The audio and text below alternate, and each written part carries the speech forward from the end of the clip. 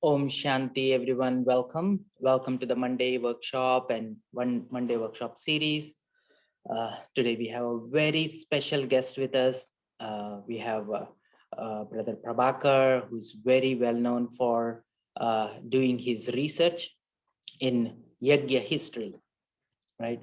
So one of the main things before I start any further, I quickly want to let you know. So Brother Prabhakar will be speaking in Hindi, and anyone who cannot understand Hindi can pick up the translation and then pick up the English translation.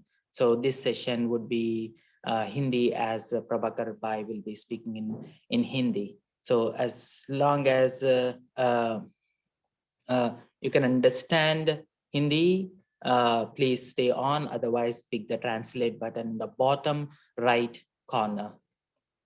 Yeah. So I'll once again at one point.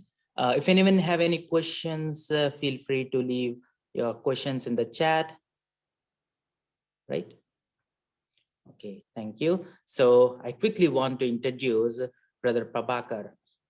And today's topic is mainly on the theme of Yagya history, but especially to emphasize more on stepping out of our comfort zone. Our comfort zone has been being more body conscious, being more used to this physical settings for over 84 births, for over 5,000 years. We get so used to this thing. Now is the time we have to get back to our reality of who we are as a being of peace, love, and happiness. So as we go through this, I invite Brother Prabhakar, and I want to quickly introduce Brother Prabhakar. He is, let me quickly share my screen so you can also read as I go through this. So Brother Prabhakar has been with Yagya for over 14 years, and he has very well known for his services in the Yagya, especially in Mount Abu, in Madhuban, especially at this time of Corona. He is serving the souls in the global hospital where they serve not only COVID patients, but all kinds of patients in the remote places of Rajasthan. And he is very deep in Gyan, and he's very much comes from a place of love for Yagya, and he's going to take us through this journey of 14 years of tapasya where dadis have done. So I quickly want to give you a context of the significance of this session today, and how it is related to us at this point of time. And for most of you who have been practicing Raj Yoga meditation, you understand that Baba always says, Adi so Ant. Whatever happened in the beginning will repeat again at the end. So that is why it is important to understand what happened in the beginning of the yajna and how did it all happen, and how Dadis prepared for the inevitable, and how Dadis prepared themselves for the transformation of this whole human consciousness into this divine consciousness. And before any further ado, I welcome Brother Prabhakar. Om Shanti, Prabhakar Bhai, welcome. Let me edit the spotlight. Feel free to, Prabhakar Bhai, आप unmute करेंगे?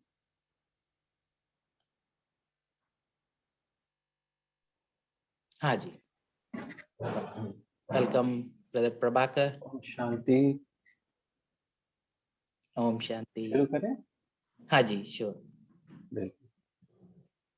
एक minute सब silence में बैठेंगे. Quickly एक बार. So again, I want to give a quick announcement. This session will be in Hindi. Whoever who needs a English version of it can pick it up from the translate button in the bottom right.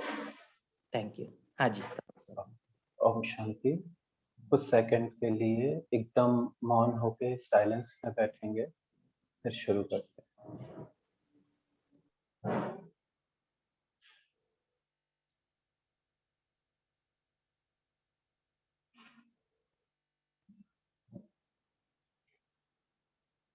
Om Shanti.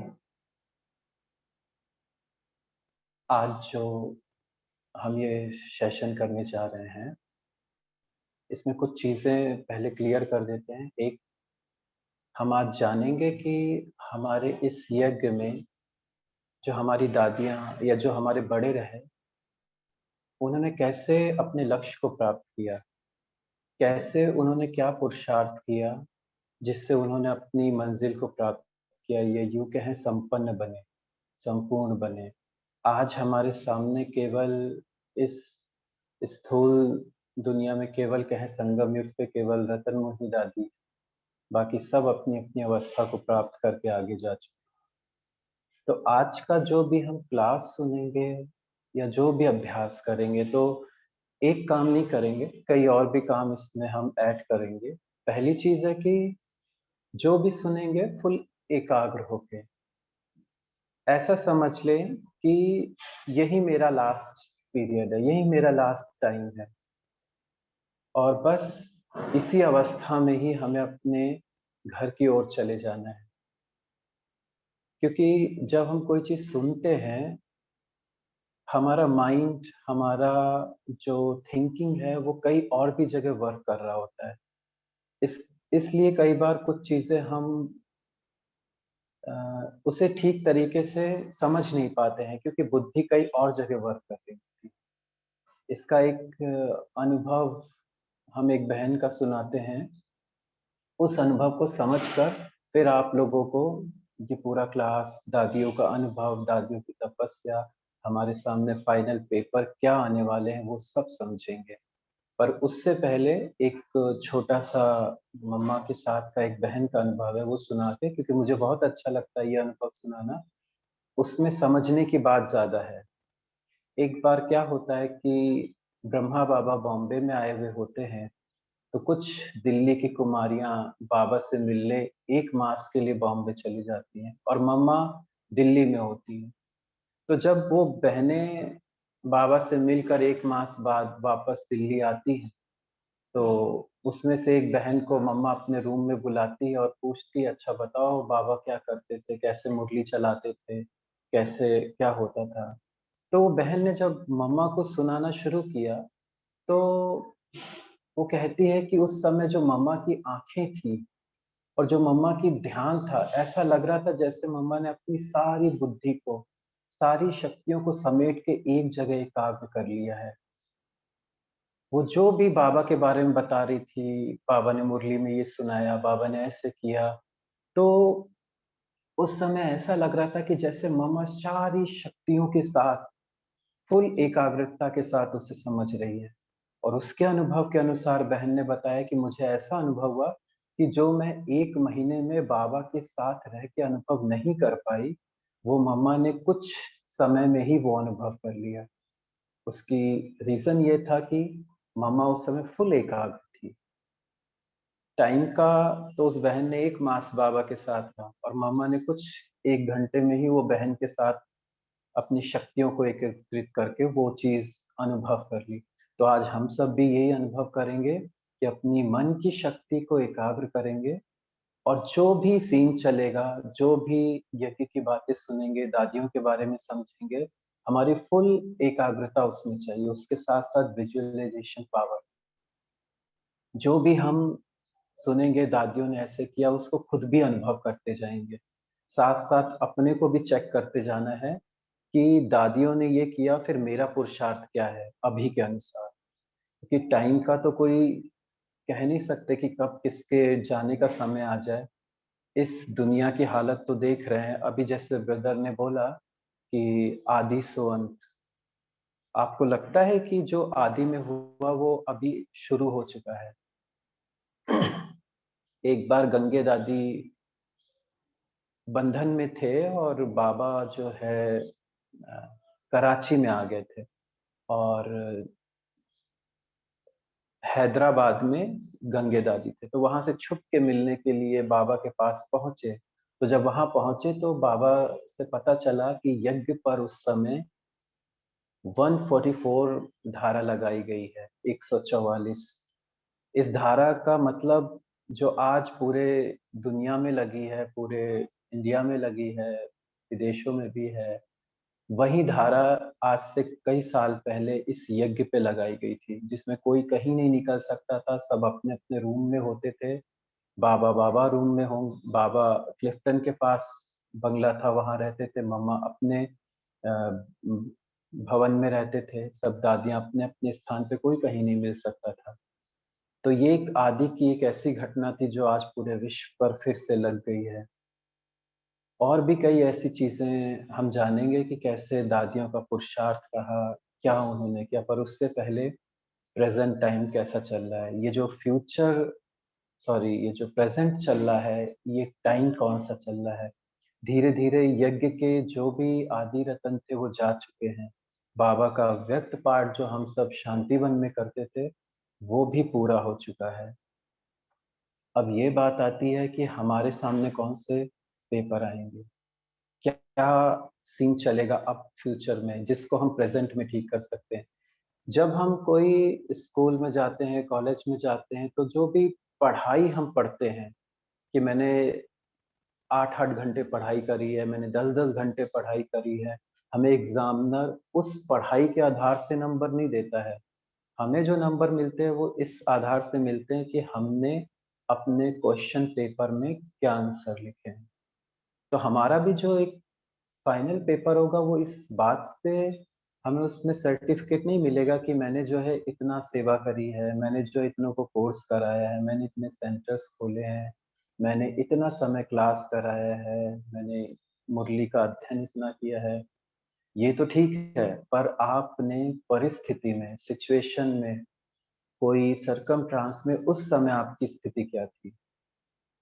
हम जो सुना रहे हैं या normal time जो है, हम शांति के समय जो है या हम बहुत अच्छे वातावरण में उस समय जो हम हैं, एक्चुअली में वो हम नहीं हैं। जब कोई परिस्थिति आ जाए, जब कोई हमारा पेपर ले ले, कोई बात हो जाए, उस समय जो हम होते हैं, वो ही हमारी ओरिजिनल स्टेज होती है।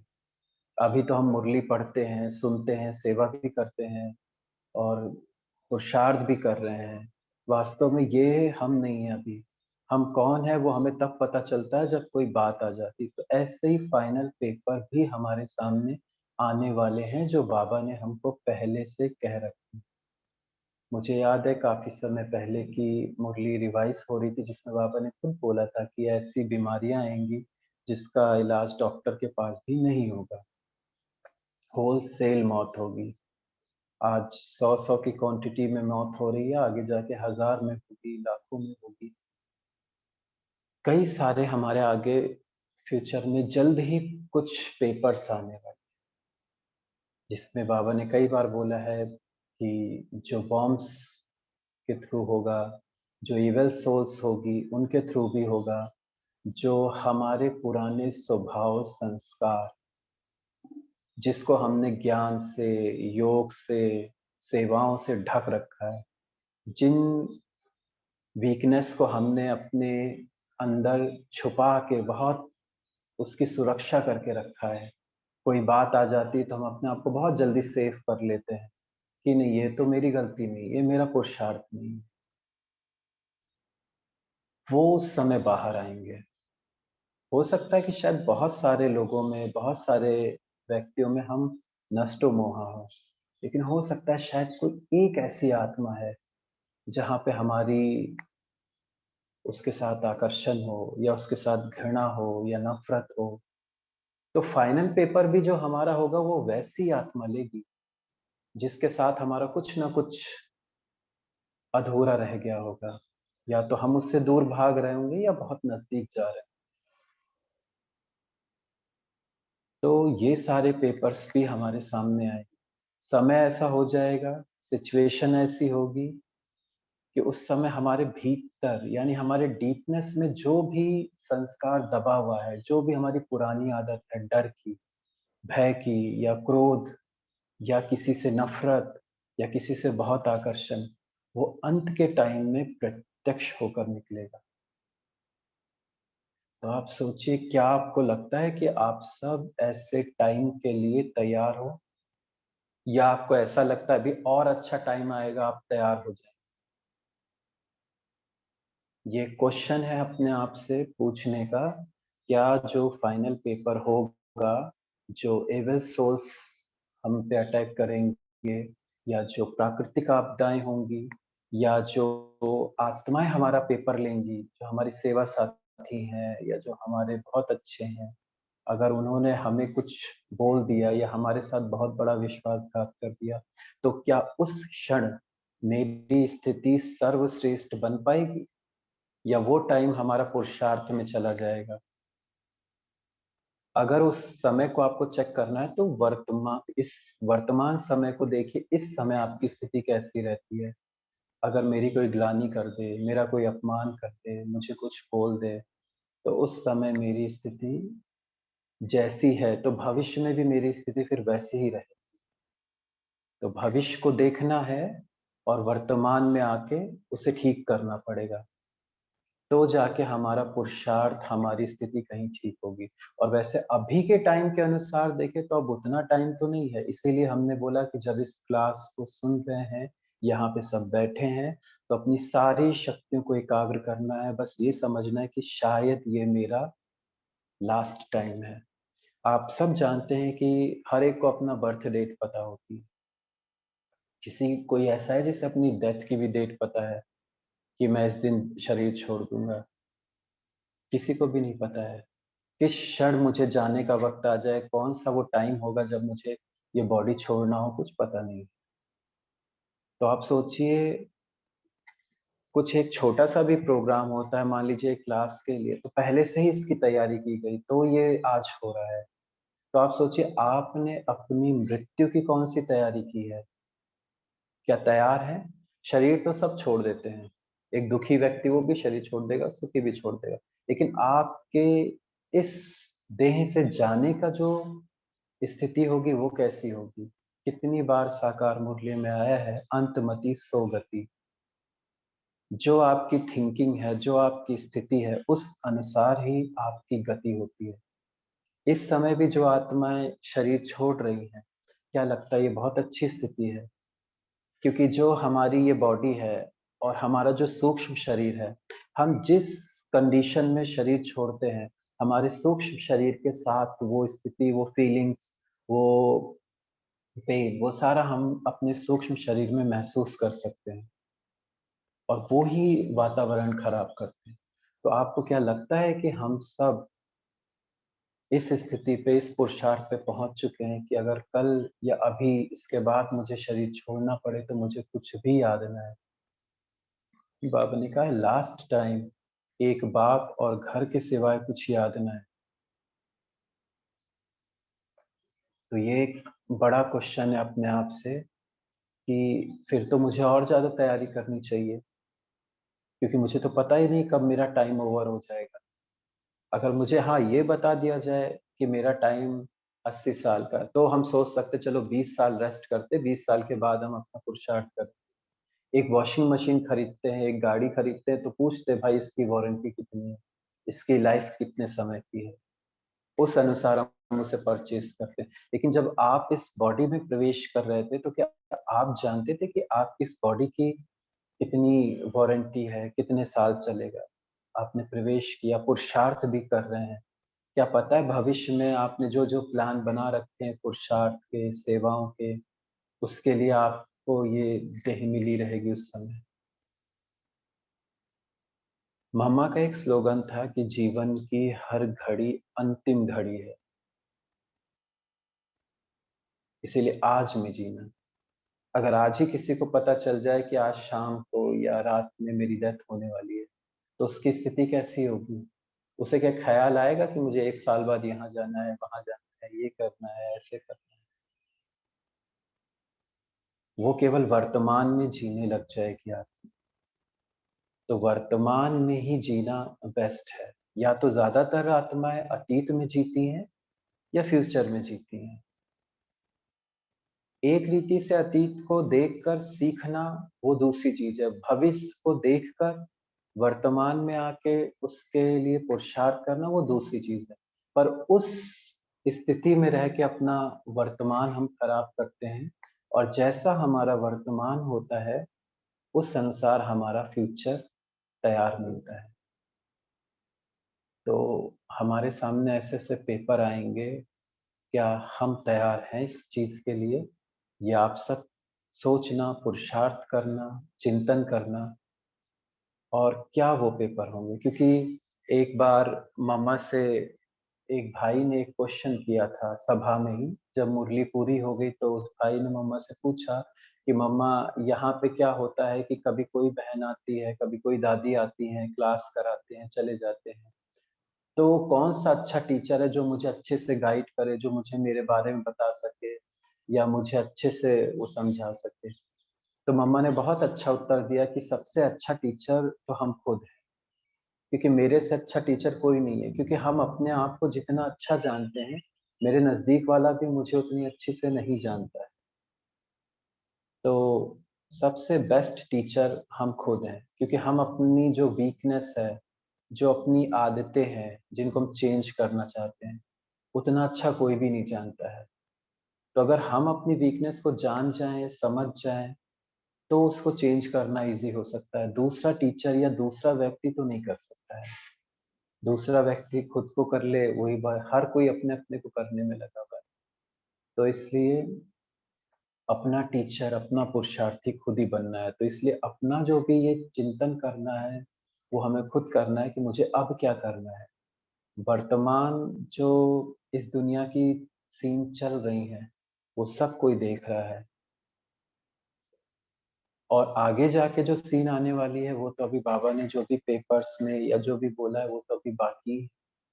तो उस सीन्स में जब प्राकृतिक आपदाएँ होंगी, जो इविल सोल्स अटैक करेंगी, क्योंकि इसके बारे में भी आपको थोड़ा-सा बताते हैं, फिर हम यज्ञ की ओर चलेंगे, यज्ञ के पुरुषार्थ की ओर, क्योंकि ये टाइम जो चल रहा है और जो हमारा वर्तमान समय पुरुषार्थ जिस सीन पे हम रुक गए हैं, उसको समझकर फिर हम यज्ञ में चलेंगे, सिंध हैदराबाद में, जहाँ पर बाबा ने कैसे पुरुषार्थ कराया, उसके बाद फिर आगे भी चलेंगे। तो एक बात बता रहे थे, जैसे इस पेपर को ही लेते हैं कि जो इविल सोल्स के अटैक होते हैं या कई जगह पे ऐसा सुनने में आता है कि व्यक्ति को ये परेशानी है, ये प्रॉब्लम्स है।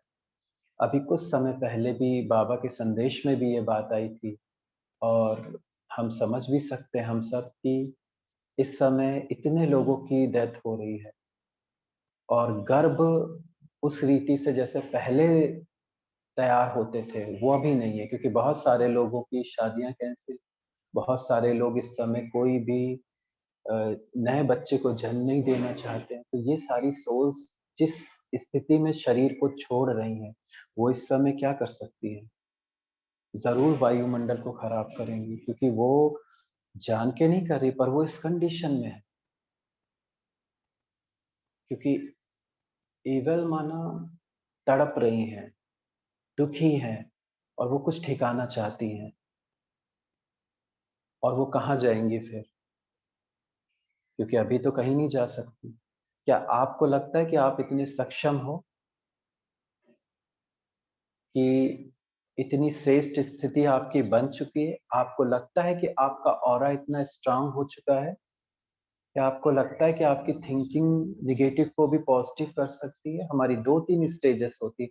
एक स्टेज होती है जहाँ पे नेगेटिव वातावरण आते ही हम नेगेटिव हो जाते हैं और एक इससे ऊपर की स्टेज होती है कि नेगेटिव वातावरण आता है, पर हम नेगेटिव नहीं होते हैं, हम जैसे थे वैसे रहते हैं। ये उससे अच्छी स्टेज है।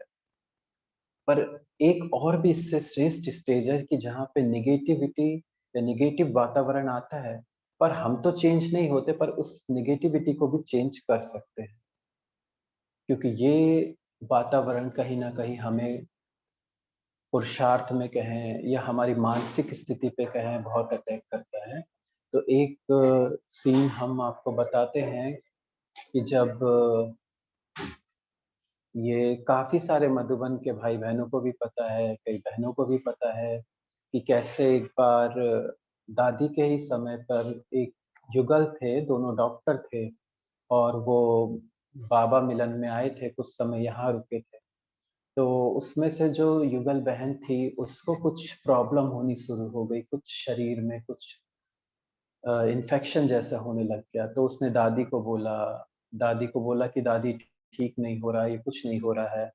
तो दादी ने बोला ओम शांति भवन का जो नीचे बाबा का रूम है वहां पे उसको बिठाया और दादी ने बोला रोज योग करो 1-2 घंटा, पूछो बाबा से क्यों हो रहा है क्या है। तो बहन ने योग शुरू किया, करते करते कहती थी दादी कुछ बाबा से आ तो रहा है पर वो क्लियर नहीं हो रहा है कि बाबा क्या कहना चाह रहा है। फिर दादी ने बोला और योग करो, तो फिर बाबा ने उसे ट्रांस में ये बताया, मैसेज दिया उसको, बहन को ये अनुभव कराया कि आपने किसी का इलाज किया था, उसमें से किसी ने आप पर कुछ किया है। तो पता चला कि कोई आदिवासी कोई थे, उनका उन्होंने इलाज किया था फ्री में, कोई पैसे-वैसे नहीं लिए थे, तो उन्होंने कस्तूरी दी थी और वो कस्तूरी दी थी, बोला इसे अपने पास रखना सोना। तो जब ये चीज़ उसे पता चली, तो उसने तुरंत ही वो कस्तूरी फिकाई और फिर बाद में दादी ने बोला और योग करो, करते रहो। फिर उसका नॉर्मल वो हो गई और वो बहन ठीक हो गई। तो ये यज्ञ की ऐसी घटना है जो कि बहुत समय की नहीं है, माना मधुबन वाले सब थे, शायद शांतिवन तब नहीं बना था। तो ये देखा कि बाबा की मदद हमें कितनी स्ट्रॉन्ग बना देती है इस सीन के लिए।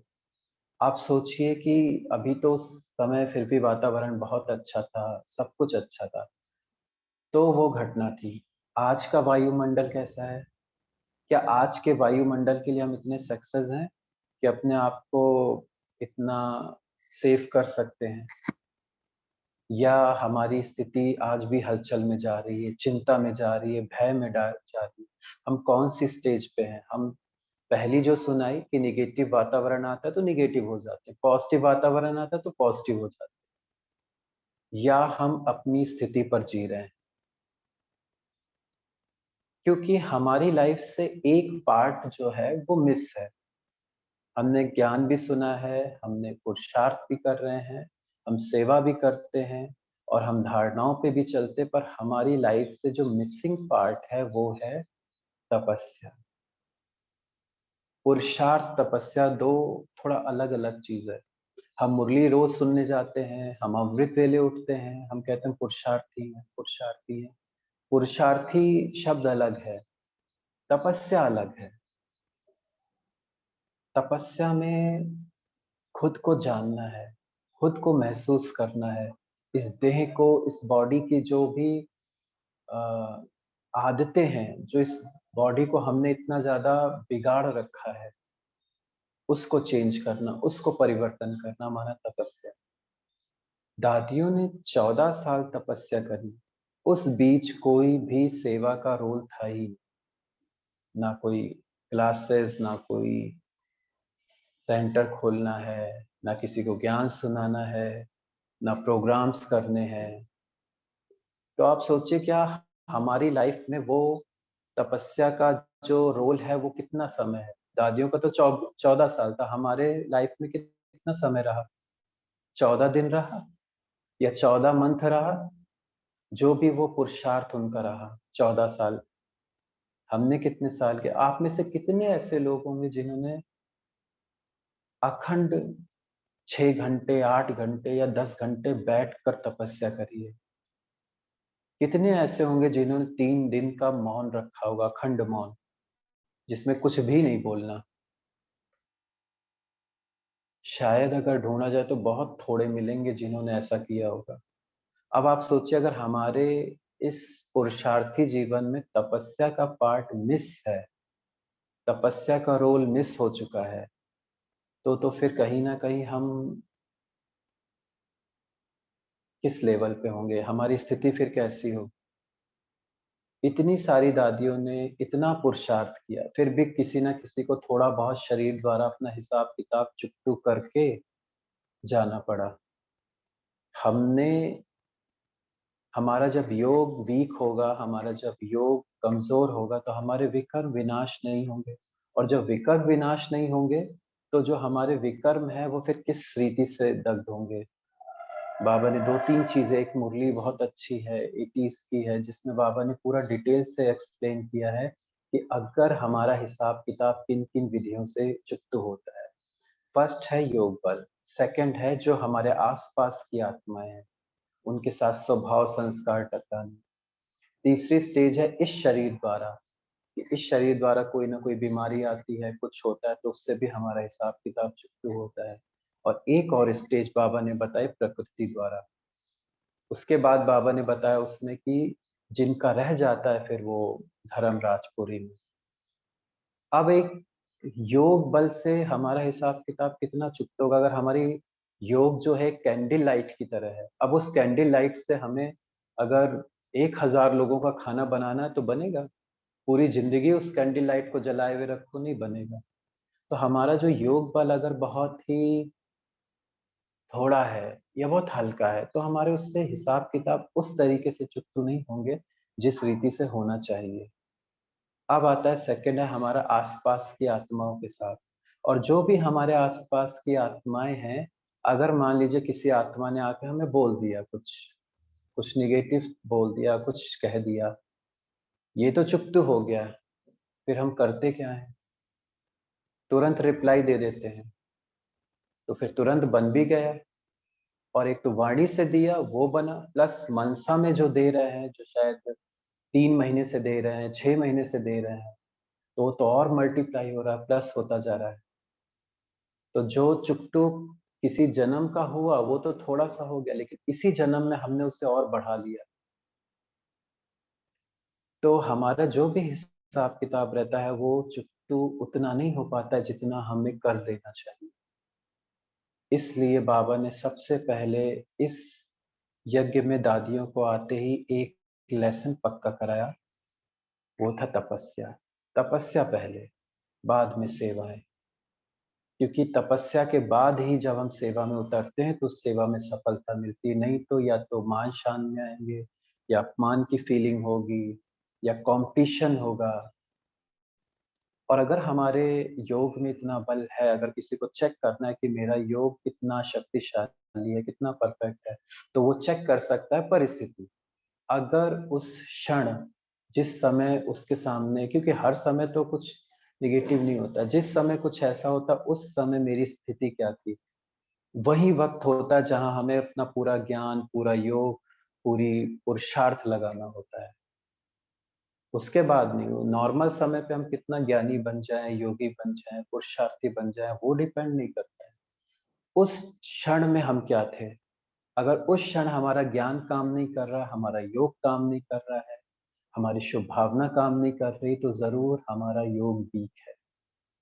तो अपने योग को शक्तिशाली बनाने के लिए, अपने पुरुषार्थ को श्रेष्ठ करने के लिए, हम दादियों के पुरुषार्थ में देखेंगे, दादियों के तपस्या में देखेंगे कि उनकी तपस्या कैसी होनी चाहिए। उनका पुरुषार्थ क्या था कि जो हम अपने पुरुषार्थ में ऐड कर सकें, क्योंकि टाइम तो ये आ चुका है कि अब रिटर्न जर्नी करना है। टाइम ये आ चुका है कि अब वापस सबको घर जाना है।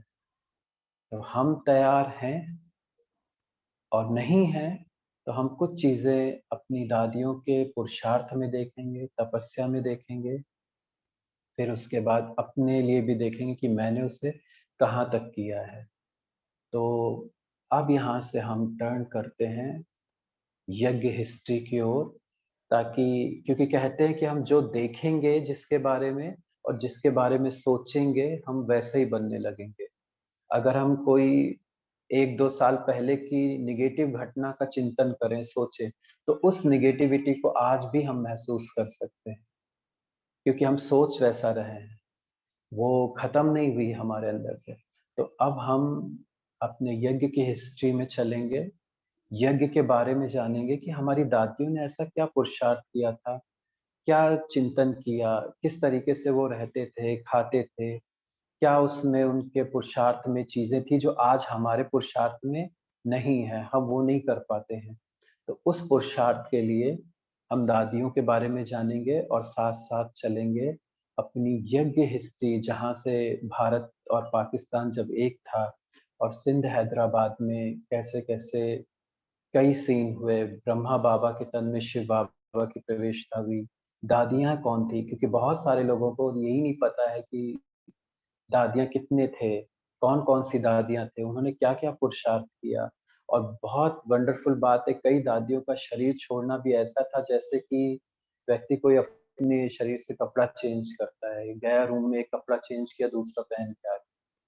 तो कई दादियों का भी ऐसा बहुत अच्छा अनुभव रहा है। मुझे एक दादी का याद आता है कि एक जवाहर दादी थे, मधुबन में आए, खूब पार्टी सेवा वो अपना किया, बाबा मिलन किया और सब सामान भी पैक किया और रात में ही बोला कि होता ही था सुबह मुरली दे दी जाती थी, पर उन्होंने बोला नहीं मुझे रात में ही चाहिए।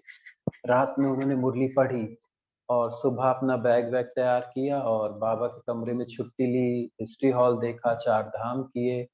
तो उस समय राजू भाई की सेवा थी कि उनका सामान लेकर के जाने का, उनको हेल्प करने का। तो सामान रखा और बोला बस रुको, मैं अपने रूम में जाती हूँ। सामान बाहर और दादी जी रूम में गए और रूम में जाने के बाद वो भाई वेट करता रहा, अब आए, अब आए, अब आए और जब वापस देखा तो वो बाबा के ही पास चले गए वहाँ से। कितना ईज़िली शरीर छोड़ा।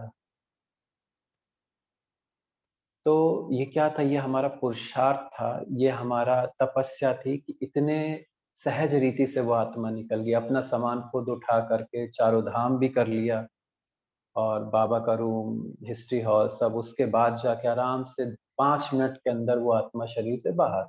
ना कोई आवाज़, ना कुछ, किसी को पता भी नहीं चला बाजू वाले को कि कुछ चीखने की आवाज़ आई हो, कोई दर्द की आवाज़ आई हो। और अगर हम बताएँ तो एक पुष्प शांता दादी जी थे, जो बहुत, उनका पुरुषार्थ क्या कहें, वो बहुत ही मतलब तपस्वी और नष्ट मोहा के मामले में तो बहुत अच्छा। उनके एक घटना याद आती है कि जब उन्होंने बाबा के इस सत्संग में आने के लिए जा रहे थे, तो उनके 3-4 बच्चे थे और वो रोक रहे थे। बच्चे रो रहे थे छोटे-छोटे, 3 साल वाला उनकी साड़ी पकड़ के।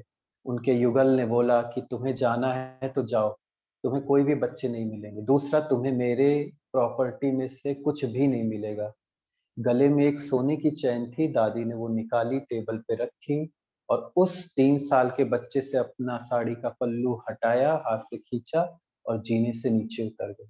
उस साल के बाद 14 साल भट्टी में दादी को उनके बारे में कुछ भी नहीं पता कि वो बच्चे कहाँ हैं, वो लोग कहाँ हैं, कुछ भी नहीं पता।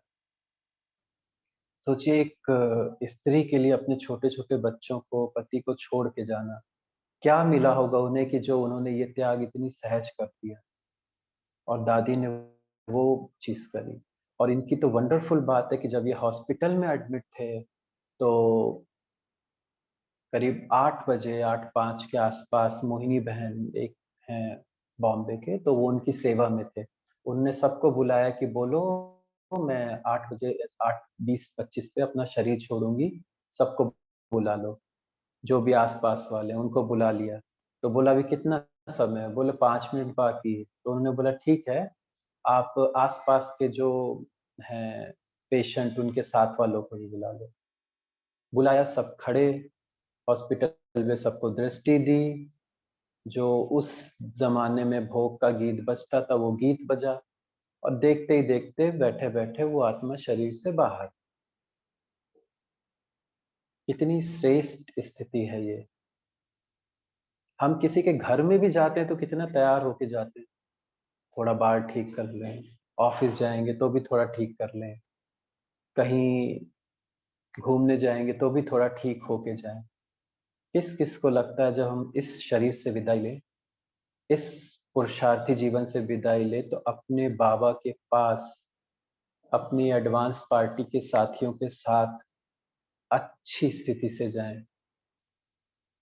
तो उसके लिए हम कौन-सी तैयारी करते हैं? किसी के घर जाने के लिए तो सबको पता है, कहीं कोई एक कंट्री से दूसरी कंट्री जाएगा या एक देश, एक सिटी से दूसरी सिटी जाएगा तो बहुत सारी तैयारी करते हैं, ये चाहिए, वो चाहिए, ऐसे चाहिए। तो हमने कौन-सी तैयारी की है इस शरीर से विदाई लेने की, या जैसे है वैसे ही चल देंगे? सोचिए अगर हम अपने रूम में जैसे बैठते हैं, अगर उसी कंडीशन में हमें किसी स्टेज पे बिठा दिया जाए, तो क्या लगेगा? तो ऐसा तो नहीं होगा कि कहीं जब इस शरीर को छोड़ने का टाइम आए, तो हमारी जो अंदर की स्थिति जिसको हमने इतना बिगाड़ रखा है, जिसको हमने इतना डिस्टर्ब कर रखा है, वो प्रत्यक्ष हो। अभी तो ज्ञान में, मुस्कुराहट में, हँसी में हम छुपा लेते हैं। सेवाओं के नाम पे छुपा लेते हैं, योग के नाम पे छुपा लेते हैं, ऐसा तो नहीं वो बाहर निकलेगी उस समय। तो अब हम चलेंगे, दादियों के बारे में जानेंगे, उन दादियों से सीखेंगे कि उन्होंने क्या-क्या किया है अपनी लाइफ में, वो क्या दिन थे। तो जैसे कि पहले हमने बताया कि आपको अब जो है अपनी विजुअलाइज़ेशन पावर को बहुत अच्छे से इस्तेमाल करना है। जैसे-जैसे वो वर्णन आएगा, जैसे-जैसे वो सीन आएँगे दादियों के, क्योंकि हर एक ने कोई ना कोई दादियों के साथ का तो अनुभव किया ही होगा, चाहे प्रकाशमणि दादी हों, जानकी दादी हों, गुलज़ार दादी हों, तो उनका तो सभी ने अनुभव किया है प्रैक्टिकल में। तो अब हम चलेंगे दादियों के बारे में जानने से पहले कुछ तस्वीरें हैं, जो यज्ञ हिस्ट्री से कनेक्टेड हैं, उन तस्वीरों में बहुत कुछ पुरानी यादें हैं, सीखने के लिए कई सारी बातें हैं। तो कुछ-कुछ फ़ोटोग्राफ्स आपको दिखाई जाएँगी और हम उसपे एक्सप्लेन करेंगे कि हुँ। वो फ़ोटो में कौन है, क्या हो रहा है। तो हर्ष भाई आप हाँ जी, फ़ोटोज़ को लाएँ। हाँ जी।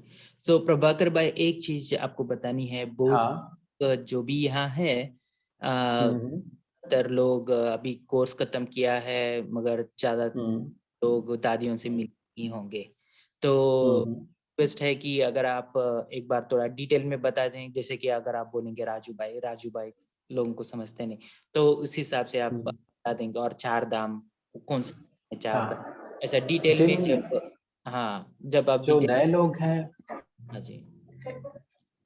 जो नए लोग हैं, उनके लिए जो मधुबन है, जो पांडव भवन है, वो मेन स्थान है इस ब्रह्मा कुमारी इसका हेडक्वार्टर है, जहाँ पर ब्रह्मा बाबा ने इन सब दादियों ने अपने शरीर त्यागे, जहाँ पे इन सब दादियों ने पुरुषार्थ किया, जहाँ पे जगत अम्बा सरस्वती जिनको हम पूरे विश्व की माँ कहते हैं, ब्रह्मा बाबा जो पूरे विश्व का पिता है, उसने अपनी संपूर्ण अवस्था इसी पांडव भवन में प्राप्त करी, जिसे हम चार धाम कहते हैं। ब्रह्मा बाबा का कमरा, हिस्ट्री हॉल जहाँ पे सबने भगवान की मुरली, ज्ञान जो स्वयं शिव पिता ने ब्रह्मा बाबा के तन में आके दिया, उन आत्माओं वो से मिले, तो वो हिस्ट्री हॉल कहलाया और जहाँ पे बाबा ने अपनी देह त्याग करी, उसे शांति स्तंभ जो आज भी वहाँ पे हम सब बैठते हैं, योग करते हैं, शांति का अनुभव करते हैं।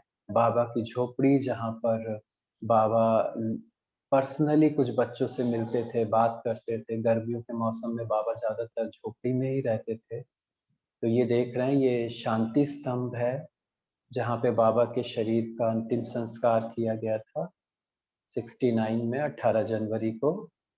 और बाबा का कमरा, हिस्ट्री हॉल, ये 4 विशेष ब्राह्मणों के धाम हैं, जहाँ पे ब्राह्मण बहुत अच्छी अपनी स्थिति बनाते हैं, पुरुषार्थ करते हैं। तो चलते हैं यज्ञ हिस्ट्री की ओर, ये जानने के लिए कि आज से कई वर्ष पहले हमारी दादियों ने क्या पुरुषार्थ किया, उससे पहले हम जानेंगे वो कौन लोग थे, जिन्होंने शिव बाबा के साथ अपना ये कहेंगे तपस्या का पाठ किया, पुरुषार्थ का पाठ किया। तो आप सबकी स्क्रीन में फ़ोटो आ रही है जिसमें सबसे पहला नाम है जगदम्बा सरस्वती मातेश्वरी जी का, जो कि इस पूरी संस्था की हेड थी, जिन्होंने पहले-पहले अपना ये मतलब कि जो कहेंगे कि पुरुषार्थ करते-करते अपनी स्थिति को सबसे पहले प्राप्त किया।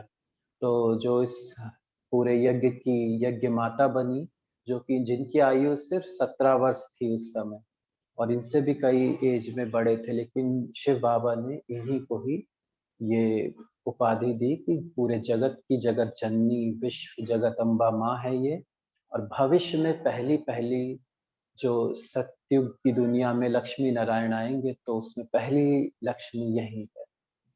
उसके बाद आते हैं गंगे दादी। ये गंगे दादी हैं, पहला-पहला फ़ेज़ जो आप देख रहे हैं। इनके जीवन में कहते हैं इन्होंने जितना यज्ञ में सहा है, जितना ज़्यादा इनको टॉर्चर किया गया है, उतना किसी को भी नहीं किया गया है। तो इनके भी अगर आप जीवन में देखें तो इनके विषय में तो 1 घंटे तक सुनाया जा सकता है, इतना ज़्यादा है। इनको जंजीरों में बाँधा जाता था, बेड़ियों में बाँध के रखते थे, बहुत टॉर्चर किया गया। उसके बाद मतलब इन्होंने ये मतलब कि इस बंधन को क्रॉस करके, इस सीन को क्रॉस करके इस यज्ञ में आए। शांतामणि दादी नेक्स्ट। शांतामणि दादी जो है वो मम्मा की लौकिक में मौसेरी बहन थी और उन्होंने भी बहुत शांत रहते थे, बहुत कम बोलते थे, पर उनकी आँखें अगर आप कभी उनका अलग से कोई फ़ोटो भी देखें तो उनकी आँखें बहुत शांत दिखती हैं। बहुत ही उनके अंदर पावरफुल आपको वाइब्रेशन मिलेंगे केवल उनकी फ़ोटो में से ही। आप सोचो प्रैक्टिकल में जब वो थे क्योंकि हमने खुद भी उनको देखा है प्रैक्टिकल में, तो जब हमने फर्स्ट टाइम उनको देखा था तो हम खुद भी बहुत शॉक्ड रह गए थे कि क्या एनर्जी है इनके अंदर। इतनी पावर शायद मुझे कभी किसी से भी नहीं मिली जितनी शांतामणि दादी को हमने फर्स्ट टाइम देखा था शांतिवन में तब और बहुत नज़दीक से काफ़ी देर तक उनके पास थे। थर्ड जो है वो है बृजेंद्रा दादी, जो कि लौकिक में ब्रह्मा बाबा की बहू थी और इनकी एक बारे में बाबा ने बहुत अच्छी बात सुनाई है कि ये ऐसी आत्मा है जो ब्रह्मा बाबा के साथ 84 जन्म तक अंग-संग रही है किसी न किसी नाम रूप में। और फोर्थ में आ रही हैं हमारी दीदी मनमोहिनी जी, जो कि मम्मा के साथ ही सारा कारोबार यज्ञ का देखते थे और इन्होंने 83 में अपना शरीर त्याग किया और इनकी विशेषता है बहुत योगी आत्मा थे और कहते हैं इनके लिए कि ये किसी के भी संकल्प इनके बाजू में कोई बैठ के अगर कुछ भी संकल्प कर रहा होगा तो इन्हें पता चल जाता। ये क्या सोच रहा है, क्या कर रहा है? और प्रकाश मणि दादी जिनको सभी जानते हैं जो कि प्यार के लिए शायद इनसे ज़्यादा कोई होगा नहीं क्योंकि आज भी हम देखते हैं कि इनके लिए इतना प्यार है सबको, कि आज भी सबकी आँखें इनके बारे में सुनकर, इनके बारे में जानकर भर आती हैं। इनके बारे में हमने क्या बताया जो यहाँ के जो सफाई करने वाले हैं, वो तक भी जब इन्होंने शरीर छोड़ा तो वो तक भी रोए, 3-3 दिन तक उन्होंने खाना नहीं खाया। तो आप सोचिए एक ब्राह्मण परिवार को ही नहीं, एक सफाई करने वाले को भी, कोई को भी, हर एक को दादी ने इतना प्यार दिया। चंद्रमणि दादी जो कि इनको बाबा ने नाम दिया था शेर-ए पंजाब। तो मतलब बहुत ही निडर थी, कोई कहीं भी कुछ हंगामा होता था तो दादी जी जाते थे, दादी जी सबसे पहले सँभालते थे और उस समय के टाइम पर टीचर्स की ट्रेनिंग जो भी कुमारियाँ निकलती थी उनको ट्रेनिंग देना वो यही करते थे। उसके बाद जो है वो मनोहर दादी हैं, मनोहर दादी जो हैं उनकी विशेषता ये है कि वो यज्ञ की हिस्ट्री बहुत अच्छा सुनाते थे और जब वो सुनाते थे तो ऐसा लगता था कि हम उसी जगह पे हैं।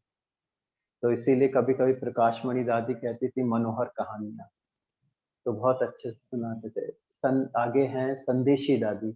संदेशी दादी बाबा की बोर्डिंग में छोटे जो बाबा ने बोर्डिंग खोला था, तो वहीं पे ही आए थे और वहीं पे ही उन्होंने अपनी लौकिक, अलौकिक दोनों पढ़ाई शुरू कर दी थी। फिर होर्डिंग सेकंड लाइन हैदराबाद में हैदराबाद हाँ, में। ये सब हैदराबाद के हैं, जितने भी इसमें हैं, ये सब हैदराबाद के ही हैं, उस बाबा के घर के और ये सब आस-पास थे। जहाँ बाबा का सिंध हैदराबाद में खातूर बंधन लाइन, जशोदा निवास बाबा का मकान था, उसके आस-पास सब ये रहते थे। कोई-कोई का बाबा से पहले भी कनेक्शन था, जैसे मनोहर दादी थे, तो इनके लौकिक का कनेक्शन बाबा से पहले से था। जब शिव बाबा ने प्रवेश नहीं किया था, तो उस समय से ही मनोहर दादी के घर में और उनके घर में आना-जाना होता था, यहाँ तक कि बाबा के जब बड़े बेटे की शादी हुई थी, यानी ब्रजेंद्रा दादी की, तो मनोहर दादी भी वहाँ पे गए थे। तो वो उन्होंने भी सब उसका 19 वर्णन सुनाते हैं, वो बड़ा बेटा बाबा 1936 का में। किशन। और उसके बाद जो हम सेकंड रो में देख रहे हैं, ये है ऑल राउंडर दादी और ये जो है मतलब हमारी गुलज़ार दादी की लौकिक माताजी हैं। इन्होंने भी बहुत बंधन सहन किया। हर तरीके की मार-पीट, हर कुछ सहन किया। इनकी एक बात हम सुनाते हैं, एक बार गुलज़ार दादी और एक बहन को लेकर के जब ये कराची आए थे, तो दोपहर का वक़्त था और इनके युगल आया था, अकेले था, गाड़ी थोड़ी दूर पे इसने रोकी थी। दोपहर का समय था, सब नाश्ता अपना खाना-पीना करके रेस्ट कर रहे थे। तो किसी बहन को बोला जो पहरे पे थी, बोला कि बस हम केवल मिलना चाहते हैं, बच्चों को एक बार देखना चाहते हैं। तो बहन ने बोला ठीक है, उसने भेज दिया, तब तक उसने बुला लाए। तो ये दादी जी आ गए और गुलज़ार दादी भी साथ में थे, तो बच्चों को भी मिलना था। तो जैसे ही उसने देखा, उसने तुरंत बालों से पकड़ा और घसीटते हुए लेके गया और कार में बंद किया, वहीं से वहीं लेके चला गया।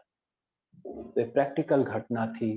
फिर गुलज़ार दादी बाद में वापस यज्ञ में फिर आ गए कुछ दिनों के लिए, फिर इन्होंने भेज दिया किसी तरीके से, फिर दादी जी भी आ गए वापस। तो बहुत इन लोगों ने सहन किया, बहुत तपस्या करी है, बहुत सीन फेस किए हैं, जो शायद आज अगर हम कर लें, तो हम ज्ञान छोड़ के भी भाग जाएँगे। ऐसे आज जो हम सीन देख रहे हैं, ऐसा नहीं हमारे सामने ही आ रहे, इन दादियों के सामने उससे बड़े-बड़े रूप में आए। उसके बाद जो है वो है पुष्प शांता दादी जी, जिनका बाबा ने नाम गुड्डी भी रखा था क्योंकि ये छोटे बच्चे की तरह गोल-मटोल सी थी, तो इनको बहुत अच्छा लगता था बाबा को गुड्डी प्यार से बुलाना।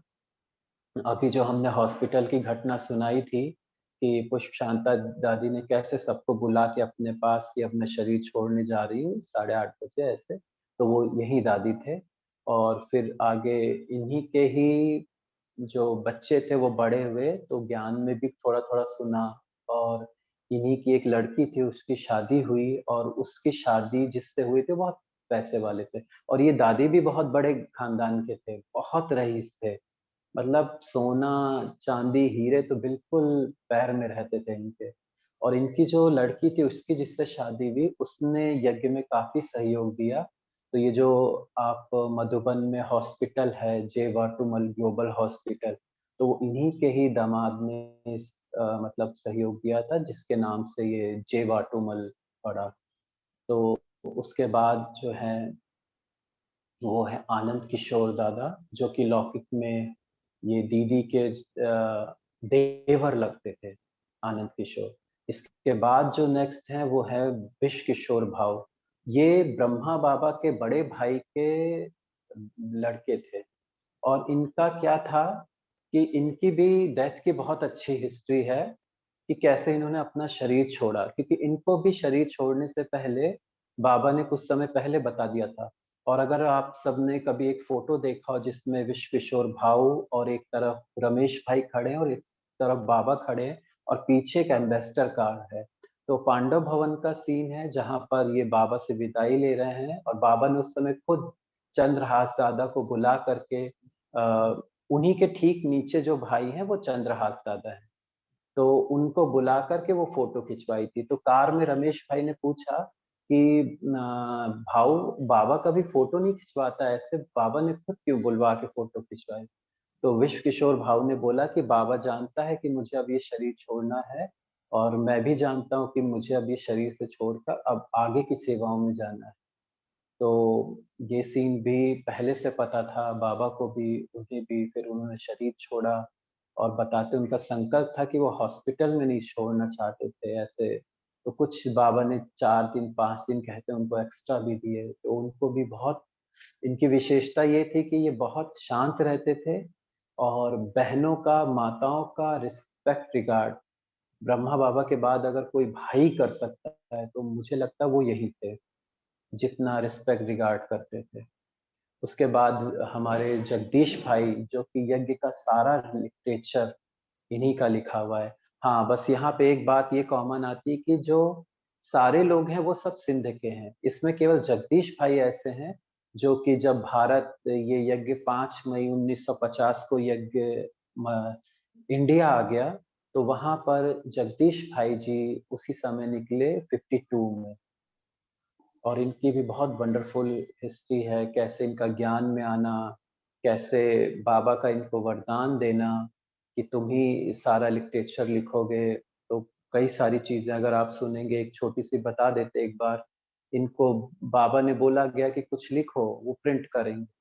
तो इन्होंने लिखा, फिर उन्होंने बोला वो बहन को दिखाओ, तो वो बहन ने कुछ-कुछ उसमें करेक्शन किया। तो उन्होंने बोला ठीक है ये ले लो, ये बड़ी बहन जी को दिखाओ। बड़ी बहन जी को दिखाया, तो फिर उन्होंने उसमें कुछ करेक्शन किया, वो किया। उसके बाद फिर उसने बोला ये मधुबन ले जाओ। मधुबन में फिर दिखाया एक बहन को, तो उसने उसमें फिर कुछ-कुछ करेक्शन कर दिया। उसके बाद जब बाबा तक पहुँचा, तो उन्होंने बोला कि अभी इसमें मेरा क्या लिखा था तो बचा ही नहीं, क्योंकि कई जगह से करेक्शन होते-होते आया है। तो जगदीश भाई ने कहा पहले लिखने से से पहले डिसाइड होता है कि क्या लिखना है, कैसे लिखना है। तो फिर अब ये हुआ डिसाइड हो रहा था ये छपना है, नहीं छपना। तो मीटिंग में ही कन्फर्म हुआ ये नहीं छपना है, बहुत खर्चा है, केवल पम्पलेट बना के बाँटेंगे। बाद में जगदीश भाई जी बाबा के पास गए, तो बाबा ने बोल बोल बताया कि बाबा डिसाइड हुआ है कि ये नहीं छपेगा और ये ऐसे ही चलेगा। तो फिर बाबा ने उसी समय उन्होंने वरदान दिया कि आज से मैं तुम्हें वरदान देता हूँ कि तुम्हारा लिखा हुआ ही छपेगा और जो तुमने लिखा था उसको वैसे ही छपो और तुम्हारा लिखा हुआ जो होगा वो किसी से परमिशन लेने की ज़रूरत नहीं होगी। इसीलिए हमारे यज्ञ में जो भी लिटरेचर है वो सारा का सारा जगदीश भाई का लिखा हुआ है ज़्यादातर। कुछ उनके बाद से कुछ औरों ने लिखा। उसके बाद जो नेक्स्ट हैं वो हैं आत्म मोहिनी दादी, जो कि ये जो पुष्प शांता दादी, उनकी बहन लगती हैं। उसके बाद संतरी दादी, जो विश्व किशोर भाव की युगल थे, मतलब हस्बैंड वाइफ में। और इनकी विशेषता एक ये है कि बहुत अच्छे ट्रांस मैसेंजर हैं। जो भी ट्रांस का बाबा की पर्सनल संदेशी थे, बाबा के पास जो भी संदेश आते थे, जाते थे, वो सब काम करते थे, यही लाते थे, देते थे। और कई बार बाबा भी इनके तन में आए हैं, कुछ अव्यक्त मुरली में 1-2 बार इनके भी तन में बाबा आए हैं और वो मुरली भी प्रिंट हुई और कुछ पहले भी आते थे। तो वो इनके थ्रू बहुत अच्छा पार्ट रहता था, बहुत अच्छी मैसेंजर थी। जिनको बाबा ने संतरी नाम इसलिए दिया क्योंकि इनके जब योग में जाते थे तो इनके गाल बड़े लाल-लाल हो जाते थे। तो बाबा ने कहा तो संतरू हो गई है, संतरी जैसी हो गई है। तो ये संतरी दादी थे। उसके बाद हैं लास्ट की लाइन में कमल सुंदरी दादी। तो आप सबने शायद पता है कि नहीं, जैसे गुलज़ार दादी 9 साल की एज में आए थे और जैसे ही वो ध्यान में गए, तो उनको कई सारे साक्षात्कार होने शुरू हुए ट्रांस के बारे में। क्योंकि उस एज में पता चला कि ट्रांस जैसा भी कोई एक वर्ड है जो सूक्ष्म वतन है, जहाँ पे ब्राह्मणों के सूक्ष्म शरीर हैं, जहाँ पे ब्रह्मा बाबा का संपूर्ण शरीर है, ये धीरे-धीरे करके ये भी एक बहुत अच्छी हिस्ट्री है कि कैसे एक दिन में बाबा जहाँ थे, मम्मा के पास गुलज़ार दादी थे, फिर वहाँ पे ध्यान में जाते थे, शाम का 6 बजे का समय होता था, वो फिक्स होता था। गुलज़ार दादी कहीं भी होंगे, चाहे कहीं भी बैठे हों, धीरे-धीरे उनकी आँखें बंद होने लगेगी ऑटोमेटिक, वो 6 बजे के आस-पास ट्रांस में चले जाते थे, फिर वापस आते थे। तो तब पता चलता था कि धीरे-धीरे कि आखिर क्या देखा, कौन था, सूक्ष्म वतन कैसा था, क्या दिखता है, वहाँ पे क्या दिखा, उनसे क्या बात हुई, तो ऐसे-ऐसे पता चला। तो ठीक ऐसे ही कमल सुंदरी दादी हैं, जो आप 3rd लाइन में फर्स्ट फेस देख रहे हैं। इनके थ्रू यज्ञ में जो भी सतयुगी सीन चले, सतयुग में क्या होगा, कैसा खाना होगा, कैसे राज तिलक दिया जाएगा, कैसे गद्दी चलेगी, कैसे सगाई होगी, किस तरीके से वहाँ पे लोग रहेंगे और कैसा वातावरण होगा, वो सारा इनके थ्रू पता चला। क्योंकि बाबा ने एक बहुत पुरुषार्थ कहेंगे कि इनको कुछ समय के लिए एक कमरे में बंद कर दिया, कि वहाँ मौन रहना है, तपस्या करनी है। जैसे हमने पहले भी आपको बताया कि हमारी लाइफ में जो तपस्या का पीरियड मिस है, वो तपस्या जो दादियों ने करी, वो हमने नहीं करी है। बाबा ने उन्हें एक कमरे में बंद रखा है, स्टार्टिंग हुआ मौन से, 3 दिन, 4 दिन, कई दिन मौन रहे।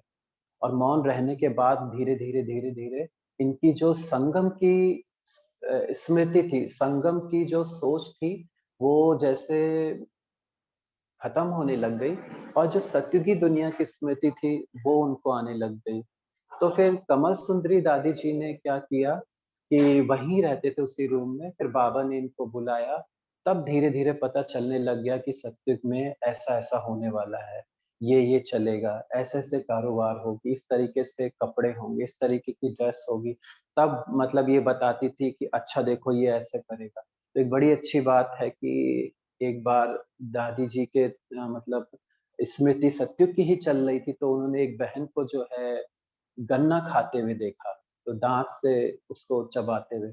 तो उसे देख के बहुत आश्चर्य हुआ, कहती ये क्या खाती है लकड़ी? इसको खा और जो पत्ते वाली सब्जियाँ खाते थे तो कहती ये क्या घास-फूस खा रही है? और मतलब बड़ी चीज़ें पता चलती थी कि वहाँ पे ये चीज़ें नहीं होंगी, ये चीज़ें खाई नहीं जाएँगी। तो जैसे एक सीन देखा दादी ने प्रैक्टिकल में जो यहाँ देखती थी तो आश्चर्य करती थी, क्योंकि वो उस समय उनकी स्मृति सत्युग की थी। तो एक बहन को झाड़ू लगाते हुए देखा, तो कहा, "अरे! ये क्यों ऐसे कर रही है?" और जो बहन खटिए पे सोई थी, उसको कह रही है, "अरे! ये क्यों सोई हुई है? इसको ये काम करना चाहिए।" तब पता चला कि वो बहन जो है, वो सत्य की कोई रानी है और जो झाड़ू लगा रही है, और जो सोई हुई है, वो वहाँ की दासी है। फिर धीरे-धीरे इनके थ्रू ये भी पता चलने लग गया कि ये ऐसा बनेगा, इसका पद ऐसा होगा। तो बाबा ने फिर ये पाठ थोड़ा इनका पूरा किया और फिर 6 महीने तक लगभग, उसके बाद धीरे-धीरे इनकी स्मृति सत्युग की जाने लग गई और फिर संगम की स्मृति आने लगी, तो इन्होंने अपना भी बताया। तो इनका नाम कमल सुंदरी दादी है और ब्रह्मा बाबा ने इनका नाम रखा था देवता दादी, और इनका वैकुंठ में जो नाम होगा, वो होगा ब्रज सुंदरी। इनका ये वैकुंठ में जो ये अपना पद पाएँगी, तो वहाँ इस एक जन्म का नाम ये रहेगा ब्रज सुंदरी। उसके बाद जो नेक्स्ट फ़ेज़ हम देख रहे हैं, वो है ध्यानी दादी का। ध्यानी दादी सबसे पहले-पहले ध्यान में जाना शुरू किया था, इनका नाम ही रख दिया बाबा ने ध्यानी दादी, और इनकी सबसे अच्छी एक विशेषता ये थी कि ये ध्यान में खुली आँखों से जाती थी। बाकी जितने भी ट्रांस मैसेंजर थे, सबकी आँखें बंद हो जाती थी, पर इनकी आँखें खुली रहती थी और ये सारा ध्यान में जाके देख लेती थी, सब आके बता देती थी। और मम्मा को भी ज्ञान में लाने के लिए यही निमित्त बने थे। वो भी बहुत मम्मा को फ़ोर्स करना पड़ा था इन्हें कि आप चलो, चलो राधे, तुम्हें बहुत अच्छा लगेगा। तो मम्मा कई बार मना करती थी। तो फाइनल एक बार शुक्रवार के दिन मम्मा ने हाँ कर दी थी जाने की। तो ये फिर ध्यानी दादी लाईं, फिर भोली दादी, फिर चंद्रहास दादा, वो विश्व रतन दादा हैं। इसके बाद लच्छू दादी, जो कि ब्रह्मा बाबा की मतलब कि कहेंगे ब्राह्मणी थे, सारी देख-रेख करते थे। लच्छू दादी भी उसी बोर्डिंग में थे। ये लच्छू दादी और जो ऊपर संदेशी दादी, ये सब उसी बोर्डिंग में छोटे-छोटे बच्चे थे, जो उसमें मतलब कि पढ़ाई करते थे, दोनों पढ़ाई पढ़ते थे, स्पिरिचुअल भी और जो संसार की होती हिंदी, इंग्लिश, मैथ्स। उसके बाद शील इंदिरा दादी हैं, ये बहुत अच्छी मैसेंजर थे, बहुत सारी बातें इनके थ्रू बाबा ने क्लियर करी थी। एक बार मधुबन में कहीं डीज़ल लीकेज हो रहा था और ये बॉम्बे में थे, तो तुरंत बाबा ने इन्हें ट्रांस में बुलाया और ट्रांस में बुलाने के बाद बोला कि मधुबन फ़ोन करो, मधुबन में डीज़ल लीक हो रहा है। तो देखो भगवान अपने यज्ञ की एक-एक चीज़ का कितना ध्यान रखता है। तो ये एक निश्चय की भी बात है कि जब भगवान बैठा है अपने यज्ञ को चलाने के लिए, तो कैसे न कैसे करके चला लेगा। हमें अपनी बुद्धि ज़्यादा खर्चा करने की ज़रूरत नहीं।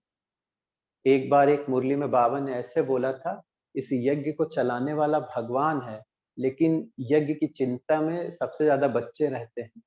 और बाप कहता है, "बच्चे तुम चिंता मुक्त हो जाओ और मुझे चिंता करने दो यज्ञ की।" लेकिन हम ऐसा करते नहीं।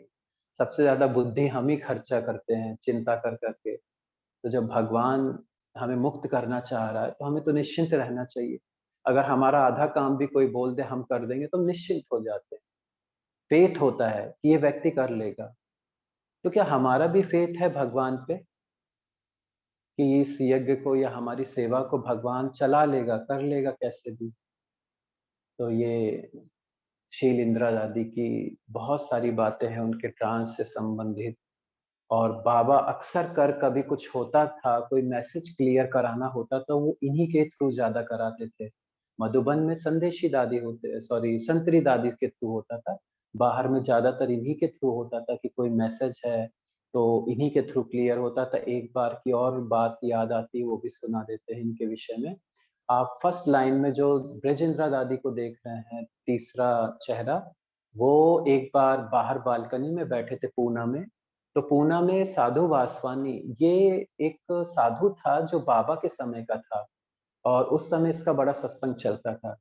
और बाद में ये साधु वासवानी तो काफ़ी समय रहा, जब बॉम्बे में आके बाबा ने शरीर छोड़ दिया, मम्मा ने शरीर छोड़ दिया, उसके बाद की बात है। साधु वासवानी तब तक था। तो साधु वासवानी का कुछ सुबह-सुबह मॉर्निंग में कुछ जा रहा था, वो भी खुद भी पैदल जा रहा था। तो अ, ब्रजेंद्र दादी को ये संकल्प आया कि देखो साधु वासवानी हमारे बाबा के समय का था और ये अभी तक कितना स्वस्थ है और चल फिर रहा है, और हमारा बाबा इतनी जल्दी चला गया।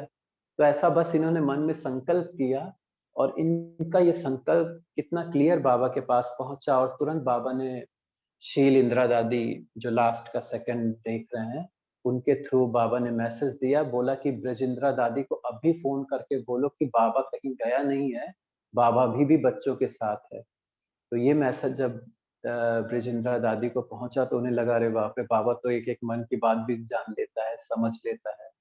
तो ये उनके साथ की घटना थी और आगे जो देख रहे हैं, मिट्ठू दादी हैं ये जो छोटे-छोटे बच्चे थे उस समय और उनको अ, गीत सिखाना, म्यूज़िक टीचर कहेंगे वो ये थे, बहुत अच्छा गाते थे, बहुत अच्छा लिखते थे और इन्होंने भी 83 में ही अपना ये शरीर छोड़ा था। तो ये हमारे वो एडवांस के लोग जो इस समय जा चुके हैं, नई सतयुग की दुनिया स्थापना करने के लिए, ये उस यज्ञ में कैसे रहते थे, क्या करते थे, किस तरीके से क्या किया, वो आगे सुनते हैं।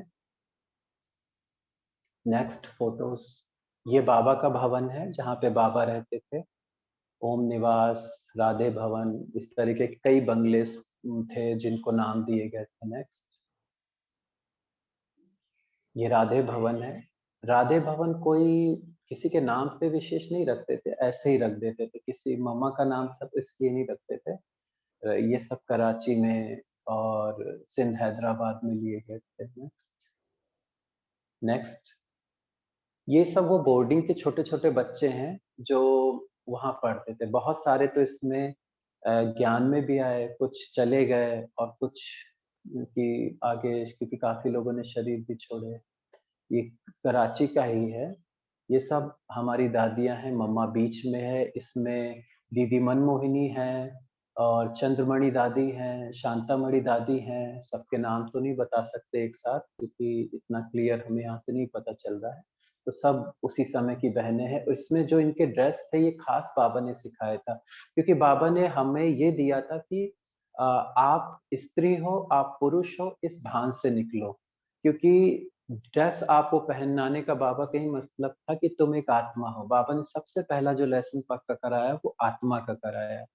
क्योंकि इस कॉन्सेप्ट से निकलना है कि मैं पुरुष हूँ, मैं भाई हूँ, मैं स्त्री हूँ, मैं ये काम कर सकती हूँ, ये काम नहीं कर सकती हूँ।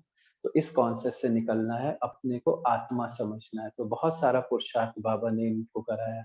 Next, next. ये 5 वो बहनें हैं जिनको बाबा ने सबसे पहले अपनी सारी संपत्ति विल कर दी थी, जो पहले-पहले ये ट्रस्ट की कहेंगे देख-रेख करने वाली बहनें बनी थी और मम्मा इनके ऊपर हेड थी। तो इसमें ये 5 कन्याएँ जिनको बाबा कई बार 5 चिड़िया भी कहता था, कि बाबा की ये 5 चिड़ियाएँ हैं। तो इसमें प्रकाशमणि दादी हैं, मिट्ठू दादी हैं और ये प्रकाशमणि दादी सेकंड नंबर पे और मिट्ठू दादी फर्स्ट और उसके बाद ये शांतामणि। शांतामणि दादी बीच में हैं और उसके बाद कला बहन, शीतल बहन, इन दोनों के बारे में तो पता नहीं ये अभी कहाँ थे उस समय, आए ज्ञान में निकले, नहीं निकले, बाकी तीनों दादियाँ तो रहे। मिट्ठू दादी ने 83 में शरीर छोड़ा, प्रकाशमणि दादी को भी सब जानते हैं, शांतामणि दादी थर्ड नंबर, उनको भी सब जानते हैं। Next, next. ये वो बोर्डिंग है जहाँ पे बाबा ने ओम निवास खोला था। बाबा का घर अलग था और जब शिव बाबा ने ब्रह्मा बाबा में प्रवेश नहीं किया था, तो उस समय जो है ये मतलब कि बाबा को पहले से था कि मैं एक बच्चों की पढ़ाई के लिए बोर्डिंग खोलूँ। तो 3 फ्लोर थे, नीचे के फ्लोर पे भोजन था और ऊपर के फ्लोर पे जो था पढ़ाई होती थी और थर्ड फ्लोर पे जो दूसरा था उसपे सोने का था। लेकिन वो काम थोड़ा-सा रह गया था तब फिर शिव बाबा की प्रवेशता ब्रह्मा बाबा में हो चुकी थी और उस समय कुछ समय बाद बाबा बाहर चले गए कश्मीर। फिर उसके बाद इस अधूरे काम को मम्मा ने, प्रकाशमणि दादी और मनोहर दादी सब लोगों ने मिलके इसको पूरा कराया और फिर यहाँ पे बच्चों की बोर्डिंग खोली गई। उसमें जो सबसे ऊपर में बहन खड़ी है, वो चंद्रमणि दादी हैं, जो बच्चों की टीचर थी पढ़ाते हुए। तो इसमें मतलब कि पढ़ाई शुरू हुई तो गुलज़ार दादी, पालू दादी, लच्छू दादी, संदेशी दादी, ये सब इसी बोर्डिंग की पढ़ी हुई निकली। ईशु दादी भी, जिन्होंने अभी थोड़े दिन पहले शरीर छोड़ा, वो भी इसी बोर्डिंग की पढ़ी हुई। नेक्स्ट। तो ये फर्स्ट फोटो दादी गुलजार है नीचे फर्स्ट नहीं, में? नहीं, दादी गुलजार इसमें नहीं है, इसमें वो है अ, शांतामणि वो दादी? दादी जी की बहन की लड़की है, वो दिल्ली में है, उनका नाम मुझे नहीं याद आ रहा है, कमलमणि दादी, वो भी कमल। बोर्डिंग की थी। हाँ, कमलमणि दादी और एक और दादी, 2 हैं इसमें। नेक्स्ट। ये वो समय है जब यज्ञ में विरोध होना शुरू हुआ। जब बाबा की प्रवेशता हुई, तो उस समय तो बहुत अच्छा चल रहा था। अगर हम देखें, जब कोई भी धर्म की स्थापना होती है, चाहे किसी भी धर्म की स्थापना होती, तो विरोध ज़रूर होता है। और उसका एक रीज़न होता है कि ब्रह्मचर्य, पवित्रता। कोई भी धर्म की स्थापना बिना विरोध के नहीं हुई, चाहे वो क्रिश्चियन धर्म हो, चाहे मुस्लिम धर्म हो, चाहे वो सिख धर्म हो, कोई भी धर्म हो, बौद्ध धर्म हो, विरोध ज़रूर होता है। तो यहाँ तो इतने बड़े धर्म की स्थापना हो रही है, जहाँ के लिए आप समझिए कितने बड़ा धर्म स्थापित होने जा रहा है। ब्राह्मण धर्म भी, देवता धर्म भी, क्षत्रिय धर्म भी। तो ये समय जो उस बोर्डिंग का आपने अभी फ़ोटो देखा, उसी बोर्डिंग का ये नीचे का दृश्य है। एक बार ये लोग 10-10 बजे के करीब थोड़ा दादियाँ लोग इन्हें घुमाने के लिए, टहलाने के लिए बाहर ले जाती थी। तो जो विरोधी होते थे, वो ये सब बंद कर देते थे और कह देते थे, "हम नहीं जाने देंगे।" तो वो इसलिए होता था कि ताकि बच्चे परेशान होंगे, वो लोग परेशान होंगे, तो ये सब बंद कर देंगे। ये सब बहुत करते रहते थे, रास्ते में खड़े हो जाएँगे। इसमें चंद्रमणि दादी बहुत होशियार होती थी। चंद्रमणि दादी ने एक अनुभव में बोला था कि मैं बार-बार बोलती थी कि आप लोग हटो, नहीं हटोगे तो हम आपके ऊपर से चढ़ के चले जाएँगे। और गुलज़ार दादी ने सुनाया था, हम छोटे-छोटे होते थे, हमारे मामा-चाचा हमें उठाते थे, तो हम कहते थे बंदरों ने हमें उठाया, हमें बंदरों के साथ नहीं रहना है। तो बहुत विरोध होता था। आप सोचिए, इन छोटे बच्चों में भी इतना निर्भय है, इतना सहन कर रहे हैं। आप एक बार अपने अंदर देखें कि हमने कितना सहन किया है। सहन करने के बाद कहीं वर्णन तो नहीं किया है, कहीं उसका ज़्यादा चिंतन तो नहीं किया कि मैंने इतना सहन किया। अगर हमारे सामने ऐसी कोई घटना आ जाए, हमारे अपने जो है हमारा ऐसा विरोध करने लगे, तो भी क्या हम अपने इस ब्राह्मण जीवन में कायम रहेंगे? कि ऐसा तो नहीं किसी ने कुछ बोला और हमने बोला हाँ, ये बात तो ठीक है। तो इन दादियों ने भी उस तपस्या की आँख से चलकर इतनी बड़ी शक्ति को हासिल किया है। ये सब लाइन में खड़े हैं, इनके पेरेंट्स, इनके घर के बड़े-बड़े लोग और सब बच्चे छोटे-छोटे पीछे की तरफ में दादियाँ खड़ी हैं, आगे की तरफ में बच्चे खड़े हैं।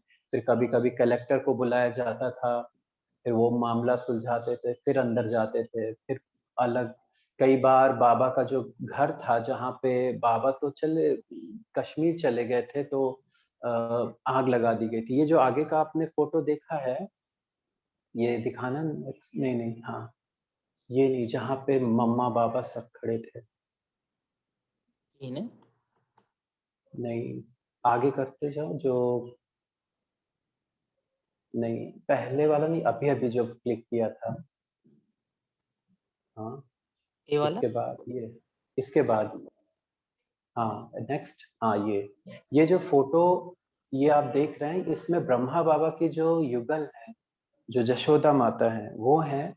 और ये फ़ोटो बाबा को बुलाया गया था इस बात के लिए कि ये क्या हंगामा हो रहा है आपकी वजह से, जो है ये सब लोग क्यों अपना घर छोड़ के भाग रहे हैं। पीछे में ब्रजेंद्रा दादी हैं, साथ वो लाल आडवाणी करके कोई व्यक्ति है। और ये जो मम्मा है, मम्मा के बाजू में वकील है पीछे, और वो है जो भाई जिसने सारा कांड किया। क्योंकि प्रकाश मणि दादी की बड़ी बहन जो थी, वो उनके युगल ने ये सारा बुलाया था और बाबा को बहुत कुछ सुनाया गया कि ये सब बंद कर दो और ये पवित्रता-वित्रता क्या लगा रखा है, सत्संग करो पर पवित्रता का उसमें वर्णन ना करो। तो बाबा को बुलाया गया, तो बताते बहुत सारी गालियाँ भी खानी पड़ी थी बाबा को यहाँ। तो ये वो टाइम था जब यज्ञ अपने इस पेपर से गुज़र रहा था, सबके विरोध से। और ये सब उस सिंध हैदराबाद के बहुत बड़े-बड़े लोग थे, बहुत नामी लोग थे। साधारण लोग नहीं थे ये लोग, बहुत अच्छे-अच्छे पोस्ट पे, बहुत अमीर घराने के ये सब लोग। Next, next. ये कराची का फोटो है जब उस समय होता ये था कि सब ध्यान में जाते थे, योग करते थे और जैसे ही ध्यान में पहुँचते थे तो सारे के सारे ट्रांस में चले जाते थे। और जो वो ट्रांस में फ़ील कर रहे होते थे, वो एक्शन यहाँ चलने लगते थे। तो ये जो बहन है, ये गोपी बहन है, मम्मा की छोटी बहन है। ये 3 साल तक ट्रांस में रहती थी। ट्रांस में रहती थी, तो उस समय क्या होता था कि वो वहाँ पे जो वो देखेगी, हाथ उठाएगी, चलेगी, वो सारा एक्शन यहाँ चलता था। तो यहाँ इसको 1-1 चम्मच दूध पिलाना पड़ता था, थोड़ा-थोड़ा खिलाना पड़ता था। और 3 साल के बाद ये जब ट्रांस का इसका पार्ट पूरा हुआ तो फिर इसको टाइफाइड हो गया, फिर इसने शरीर छोड़ा और फिर इसका कहते हैं वो ज़िंदगी की पहली ऐसी घटना थी जहाँ महिलाएँ शमशान में गई थीं। तो ये बहन को चिता भी अंतिम संस्कार मम्मा ने किया था। तो उस समय ट्रांस का सीन जो चलता था वो फिर बहुत लंबा चलता था। 1-1 घंटा नहीं, 8-8 घंटे, 12-12 घंटे ऐसा चलता था सीन। तो ये सारे लोग भी जो आपको दिख रहे हैं वो सब ट्रांस में हैं, मम्मा नहीं है। मम्मा कभी ट्रांस में नहीं गई, कभी साक्षात्कार नहीं हुआ, मम्मा केवल दृष्टि दे रही है उसे। नेक्स्ट। अब हमारे इस पुरुषार्थी जीवन में एक चीज़ बहुत महत्वपूर्ण रहती है, वो है नशा, वो है निश्चय। मुरली भी अभी चली है, नशा, निश्चय, ये सब बातों पे। इन लोगों के जीवन में एक चीज़ बहुत पक्की बैठी थी, वो था नशा इतना ज़्यादा था। ब्रह्मा बाबा की अब ब्रह्मा बाबा ये बनेगा, सतयुग आने वाला है, सतयुग में हम देवी-देवता बनेंगे। और जब ये कराची में थे तो उस समय भट्टी में होता ये था कि रात के समय भोजन करके फिर सब के सब बैठते थे, फिर संदेशियाँ वतन में जाती थीं, तो वो सब देखती थी कि अब वहाँ पे क्या हो रहा है, रास कैसे चल रही है, कैसे राज दरबार सजी है, तो वो संदेशियाँ देखते थे तो फिर यहाँ पे आके वो एक्शन करके दिखाते थे। तो वो एक्शन चलता था और ये बाबा ने खास सबके लिए ड्रेस ताज-वाज बनाई थी, कि सब वो पहनेंगे और सबको बिल्कुल वैसे करके दिखाना है जैसे ट्रांस में देखते थे। तो इस तरीके से मतलब ये लोग देखते थे और उसी बीच ये भारत का चल रहा था, पाकिस्तान का, वो लोग तो बाहर बहुत मार-काट ये सब चल रही थी और ये लोग केवल उसी ट्रांस में और उसी मस्ती में ही रहते थे। तो इसमें सेकंड नंबर पे जो हैं ये संतरी दादी हैं और लास्ट का शायद जानकी दादी मुझे दिख नहीं रहा है यहाँ सही से, लास्ट का जानकी दादी है। सही है, नेक्स्ट। जानकी दादी है लास्ट में। हाँ, जानकी दादी हैं। जानकी दादी की भी बहुत बड़ी हिस्ट्री है, बहुत कुछ उन्होंने यज्ञ में देखा, सीखा, उन्हें भी बहुत मारते थे, बंद करके रखते थे, भाग के आती थी, एक छोटी बच्ची भी थी जानकी दादी की, उसे छोड़ दिया, उसके बाद पता नहीं कहाँ क्या रहा। नेक्स्ट। ये यज्ञ का एक बड़ा ही अच्छा कहेंगे, बड़ा ही अद्भुत पार्ट है, जो पुरानी बहनें जानती हैं पीहू के नाम से और अभी आपने 15 अप्रैल को जो 14th मुरली सुनी है। हाँ, तो 14 14th को अप्रैल, चली है? 14 को, 14th अच्छा। अप्रैल, हाँ जी। हाँ, तो 14 तारीख को जो मुरली सुनी है, बहुत सारे लोगों के ये थॉट्स चल रहे थे, ये मुरली बहुत अद्भुत है, ये सा उसमें लिखा है साकार मुरली, पर कई लोग कह रहे थे साकार मुरली जैसी नहीं लग रही, तो बिल्कुल अव्यक्त मुरली लग रही है और अव्यक्त मुरली में भी बड़ा डिफरेंट लग रहा है, क्योंकि अव्यक्त मुरली का जो फ्लो है वो अलग है और साकार मुरली का अलग है। तो जो आपने वो मुरली सुनी है, वो जो बीच में बहन बैठी है, वो उसी के ही द्वारा सुनाई गई मुरली है, पर उस समय उसके शरीर में स्वयं भगवान शिव की प्रवेशता थी, जिसे उन दिनों में हम शिव बाबा कम कहते थे, ऑलमाइटी बाबा कहते थे। तो ये एक बड़ी अद्भुत हिस्ट्री रही है यज्ञ की, जो बहुत सारी बहनों को, पुरानी बहनों को पता है और कई लोगों को मिसिंग भी है, क्योंकि आगे जाके ज़्यादा इसका वर्णन नहीं किया गया। उस समय क्या होता था, ब्रह्मा बाबा के शरीर में तो शिव बाबा की प्रवेशता होती थी और ब्रह्मा बाबा एक बड़ा नामी व्यक्ति था, ब्रह्मा बाबा की सोच, ब्रह्मा बाबा का डिसीजन बहुत बड़ा था। तो उस समय ये था कि जब ये लोग 36 के बाद 40 और हम समझ सकते 42 के आसपास की ये बात होगी। तो बाबा को ही सब भगवान समझते थे, बाबा को ही सब कृष्ण समझते थे। तो जो शिव बाबा था, जो निराकार बाबा था, उसको ये बच्चों को बताना था, समझाना था कि जिसे तुम बाबा समझ रहे हो, जिसे तुम ब्रह्मा समझ रहे हो, वो कौन है और मैं कौन हूँ। तो दोनों का क्लियर करना था, नहीं तो ज्यादातर सब ब्रह्मा को ही भगवान समझते थे। तो एक समय ऐसा है जहाँ पे बाबा ने एक तारीख बता दी थी, आज से 3 दिन के बाद शाम 4 बजे इस हॉल में इस बहन के तन में बाबा आएगा। और उसके समय पर केवल बाबा ने 2-3 लोगों को परमिशन दी थी बैठने को। एक को ये ब्रिजेंद्र। ब्रजेंद्र दादी थे और विश्वरतन दादा थे और एक कोई था, शायद विश्व किशोर था उसके। तो इन तीनों को ही परमिशन दी थी, बाकी किसी को बैठने की परमिशन नहीं दी थी। और उस समय बाबा ने मौन रखाया था 3 दिन का। बोला था बाबा ने, केवल मुरली के अलावा कोई और आवाज नहीं होगा। यहाँ तक कि बताती हैं दादी, जब बैठे और इनके तन में बाबा आए और बाबा ने मतलब कि बोलना, इससे पहले आंखें बंद थी, आंखें नहीं खोली, तो तुरंत बोला कि ब्रज बेटी जाके देखो, देवी भवन से आवाज आ रही है। तो बाबा ने मम्मा को फोन किया, मम्मा ने बोला हाँ अभी शांत करा देते हैं। तो फिर बोला कि देखो अभी भी कोई छुप के देख रहा है हम लोगों को, तो फिर उसको हटाया। मतलब बहुत अच्छी सीन चले थे। फिर बाबा इनके तन में जब आंखें खोली और फिर बाबा क्वेश्चन माने पूछना शिव शुरू बाबा। किया। शिव बाबा, शिव। ऑलमाइटी बाबा, ये बहन नहीं। तो उसने पूछा बताओ सत्युग में क्या होगा, इसका आधार क्या है, इस पुरुषार्थ का क्या है। पहले तो बाबा विश्व रतन दादा और विश्व किशोर से मिले, उसके बाद उनको जाने को बोला। फिर केवल ब्रजेंद्र दादी और यहीं बैठे थे। और उसके बाद फिर बाबा ने खुद बोला कि बाबा जो है वो मम्मा से मिलने जाएगा, जगदम्बा से मिलने जाएगा। उस समय मम्मा को मम्मा भी बोलते थे, यज्ञ माता भी बोलते थे। तो बाबा ने बोला यज्ञ माता से मिलने जाएगा।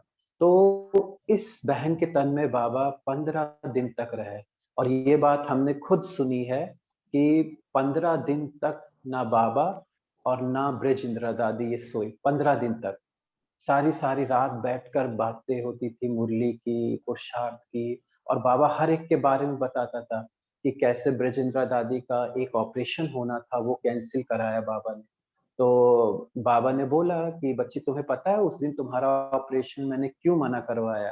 क्योंकि मैं खुद तुम्हें ठीक करूंगा एक दवाई बना के। तो वो दवाई भी बाबा ने खुद बनाई अपने हाथ से। तो ये बहुत अच्छा, बहुत सारी बातें बाबा ने क्लियर करी एक दूसरे के बारे में। मम्मा से बाबा ने रात के 12 बजे बैठ करके बात करी। तो जो मुरली आपने सुनी थी 14 तारीख वाली, ये सारी इसके थ्रू ही सुनाई थी। और उसमें एक पैरा था वो थोड़ा अलग है, मम्मा के विषय से रिलेटेड है।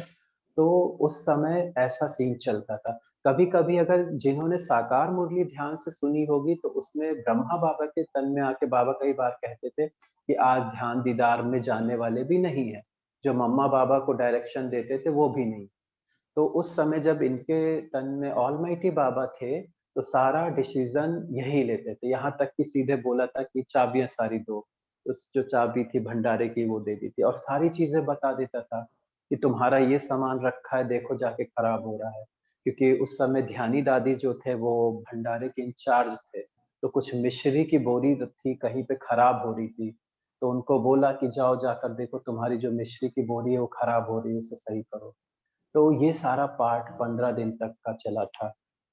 तो उस पार्ट में बाबा ने ये अपना पार्ट क्लियर किया कि ये जिसको तुम देख रहे हो ये ब्रह्मा है और मैं जो हूँ वो ऑलमाइटी अथॉरिटी हूँ। तुम लोग मेरे पर कुर्बान हुए, तुम लोग मेरे पर बलि चढ़े हो। ब्रह्मा को तुमने क्या देखा नहीं पहले? ऐसे बोला वो। कमल सुंदरी दादी ने एक ऑडियो भी है उनका, उसमें क्लियर किया है कि हम लोग को बिठाकर सारी रात क्लियर करवाया कि मैं हूँ, मैं आत्मा हूँ, मैं परमात्मा, मैं सर्वशक्तिमान हूँ, मैं तुम्हारा पिता हूँ। तो ऐसा पूरा वर्णन किया खुद ब खुद बैठ। तो फिर वहाँ से बाबा ने तपस्या का पाठ शुरू किया। सारा बेगरी पार्ट क्लियर हुआ। और बेगरी पार्ट क्लियर होने के बाद, सॉरी, बेगरी पार्ट कह रहे हैं, जो भी ये झगड़े हुए ये कम हुए। फिर बाबा ने कहा अब ऑफिशियल तपस्या करनी है। तो यहाँ से तपस्या ऑफिशियल शुरू होती है। संदेशियों के तन में बाबा मैसेज देते थे, आज रात से 15 दिन तक भोजन में केवल 2 रोटी छाछ मिलेगा। आज इतना खाना खाना है। और अभ्यास में क्या है, मौन है। 3 दिन पहले मौन होता था, 3 दिन के मौन के बाद बिठाते थे। बिठाने के बाद बाबा बोलते थे कि 12:30 बजे उठना है, 1 बजे तक स्नान करके पहुंच जाना है। और सबके नाम आते थे, ये लोग तपस्या में बैठेंगे। और उसके बाद ये लोग जब तपस्या में बैठेंगे तो कोई भी नहीं आएगा और इनको जो भी ज़रूरत की चीज़ है वो सारी दे दी जाएँगी। और उस 1 बजे से लेकर 6 बजे तक बैठते थे। ये तो हमने खुद प्रकाशमणि दादी का सुना हुआ है, कि खुद कह रही हैं कि हम लोग 1 बजे बैठते थे और 6 बजे उठते थे। और कहती थी जिस मुद्रा में बैठे हैं उसी मुद्रा में उठते। और कभी-कभी होता था एक दीप जला लेते थे और उसको देखते थे कि मैं आत्मा हूँ और कुछ नहीं। धीरे-धीरे शरीर का भान भूल जाता था। लेकिन जो भी भक्ति होती थी, जो भी तपस्या होती थी, वो केवल मौन से ही शुरू होती थी। पहले 3 दिन, 4 दिन, क्योंकि जैसे ही मौन रहते थे धीरे-धीरे, धीरे-धीरे वो आत्मा या तो ट्रांस में जाती थी या फिर अशरीरीपन का अनुभव करती थी। फिर बहुत सारे सीन चलते थे, कचहरी होती थी, कई और चीज़ भी होते थे। कि क्या खाने में लेना है, कैसे कपड़े पहनने हैं, रात को सोने की विधि होती थी, बाबा एक-एक चीज़ को सिखाते थे, रात को सोना कैसे है, सुबह उठना कैसे है, क्योंकि उस समय अमृत वेले का तो ऐसा नियम नहीं होता था। उस समय अमृत वेले का तो ऐसा नियम नहीं होता था, पर मम्मा जल्दी उठा करती थी, क्योंकि इसी पिहू ने मम्मा को रात के 12 बजे ये बोला था कि तुमको रात को सोना नहीं है, तुमको रात भर जाग के पूरे विश्व को जगाना है, तुम तो जगत जननी हो। तो ऐसे-ऐसे इनको बोला था, तब से शायद हम समझते मम्मा ने रात को सोना कम कर दिया था, तपस्या ही करती थी। बाकी और भी कई सारी बातें हैं जो यज्ञ में तपस्या में चली कि उनको डायरेक्शन कैसे मिलते थे। एक-एक छोटी-छोटी बातें सिखाई जाती थी कि तुमको ये नहीं खाना है, ऐसे नहीं पहनना है, ऐसे नहीं चलना है। कचहरी होती थी, कचहरी की एक छोटी-सी बात हम बता के फिर पूरा करते हैं क्योंकि समय भी काफ़ी हो रहा है। एक बार मनोहर दादी और उनकी साथी बहन बैठी थी भोजन पे और भोजन में उस समय पेठे की सब्जी थी और उसने देख के बोला कि क्या रोज-रोज पेठा मिलता है, हमने तो कभी ऐसे नहीं खाया, ये अच्छा नहीं लगता। तो फिर कचहरी हुई और उस समय कचहरी में क्या होता था, कचहरी मम्मा करती थी। मम्मा ने बोला किसी ने किसी की कोई भूल देखा हो, भूल किया हो तो सुनाए, पहला प्रश्न होता था। तो अगर किसी को लगता है मेरे से आज कोई भूल हुई है, तो उसे हम एक्सेप्ट करते थे सबके सामने कि मेरे से आज ये गलती हुई। और सेकंड क्वेश्चन होता था मम्मा का कि किसी ने किसी को अगर गलती करते हुए देखा है तो सुनाए।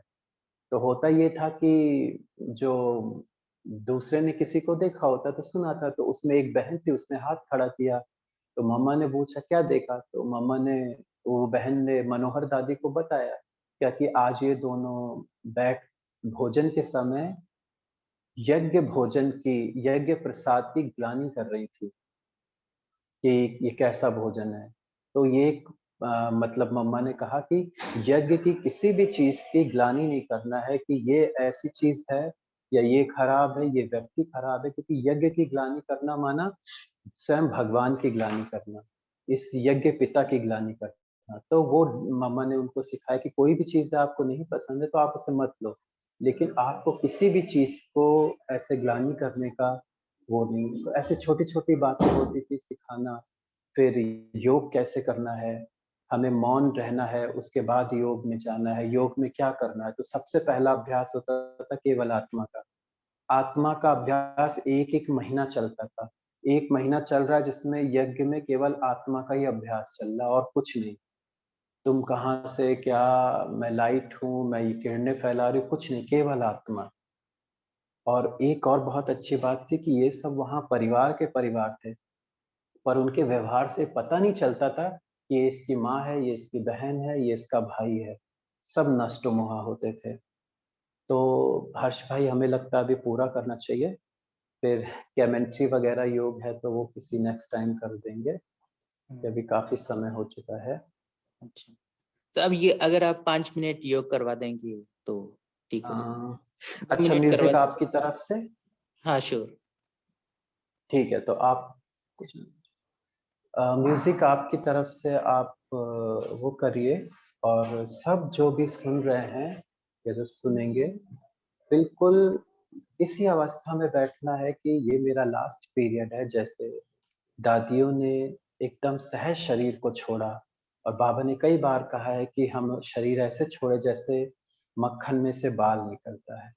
तो आज एक ऐसा ही अभ्यास करते हैं कि ये शरीर से मैं आत्मा अब जाने वाली हूँ, मेरा लास्ट टाइम है ये, और यहाँ से मैं सीधा अपने पिता के पास जा रही हूँ, और अब ये दुनिया मेरे लिए है ही नहीं।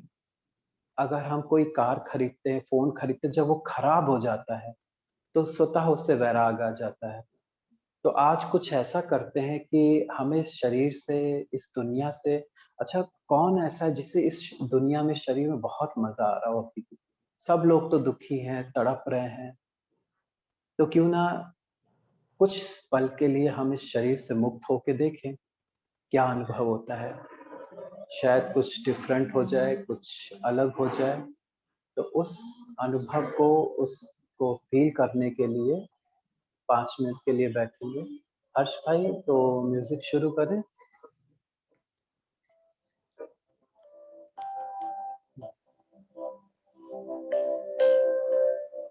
सबसे पहले अपनी इस देह को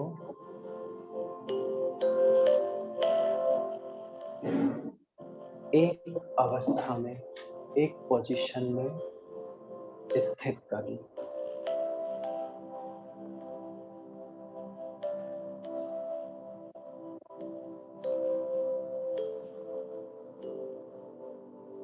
शरीर स्थिर हो चुका है।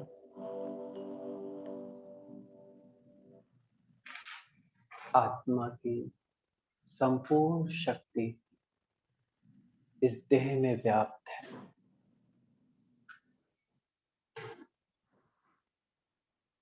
अपनी सारी शक्तियों को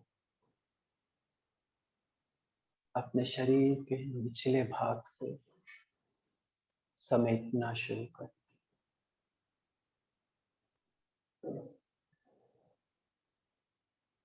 शरीर के सारे हिस्से से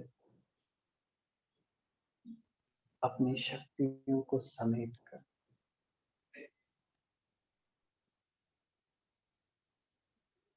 अपनी भ्रुकुटी के बीच, मस्तक के बीच स्थित कर दें। जैसे जैसे आत्मा इस देह में व्याप्त अपनी शक्ति को संकुचित कर लेती है, ये शरीर मूवमेंट करना बंद कर देता है।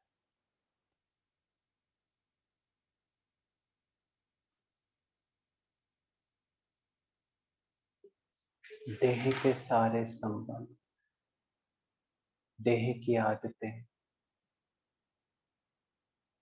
कुछ ही क्षण में समाप्त हो जाएंगी।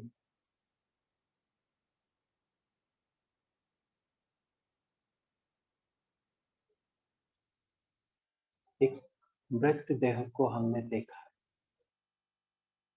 अपने शरीर से बाहर निकलकर अपनी इसी देह को मृत अनुभव करना है कि जब मैं आत्मा इस देह से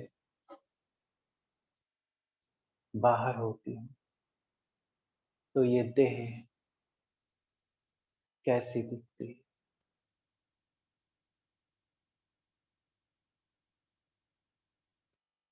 आत्मा इस शरीर को छोड़ साक्षी होकर अपनी इस देह को देख रही है।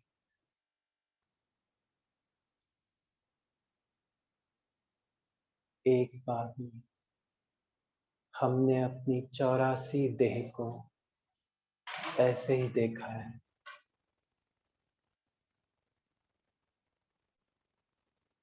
ये संसार, ये देह के संबंध से विदाई लेते हुए उस संसार में जाना है जो मेरा है, जहाँ की मैं रहवासी हूँ। अपने आप को अनुभव करना है कि जो सृष्टि का रचयिता, जो पूरे विश्व का कर्ता था, ऑलमाइटी बाबा है, इस संसार, इस देह का त्याग कर मैं उसके सन्मुख उपस्थित हूँ। हर कर्म से, कर्म के बंधन से,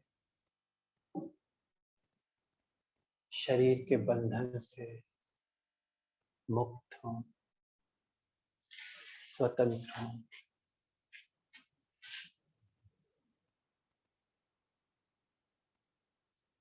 अपनी आंखों से उस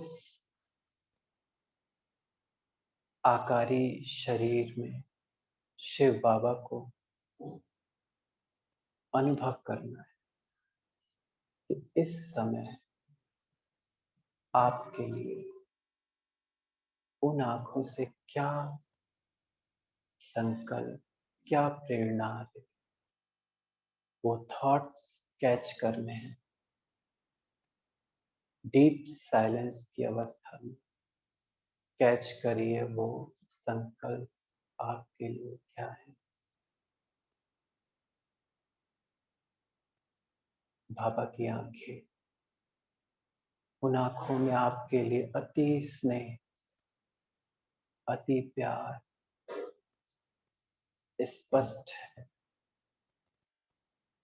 उन आंखों में एक उम्मीद है। आप सबके लिए वो उम्मीद जो भगवान कर रहा है आपसे, वो क्या संकल्प है। इस आकारी अवस्था में, इस लाइट की देह में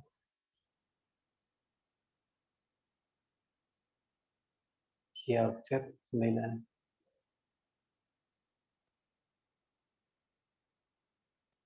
आपको समझने में, उसकी नैनों की भाषा को जानने में मदद कर रहा है।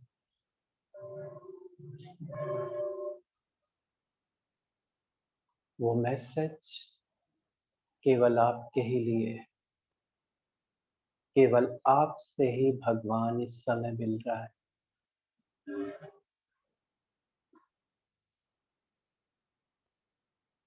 इस समय आप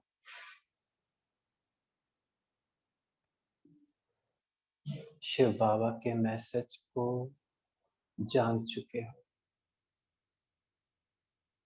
उसके संकल्पों को कैच कर चुके हो। उन आंखों में आपने अपने लिए प्यार, स्नेह, उम्मीद सब स्पष्ट दिखाई दे रही है।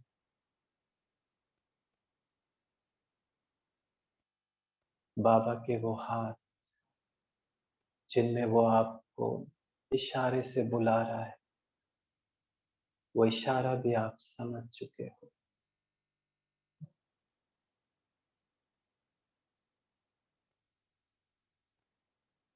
इसी अवस्था के साथ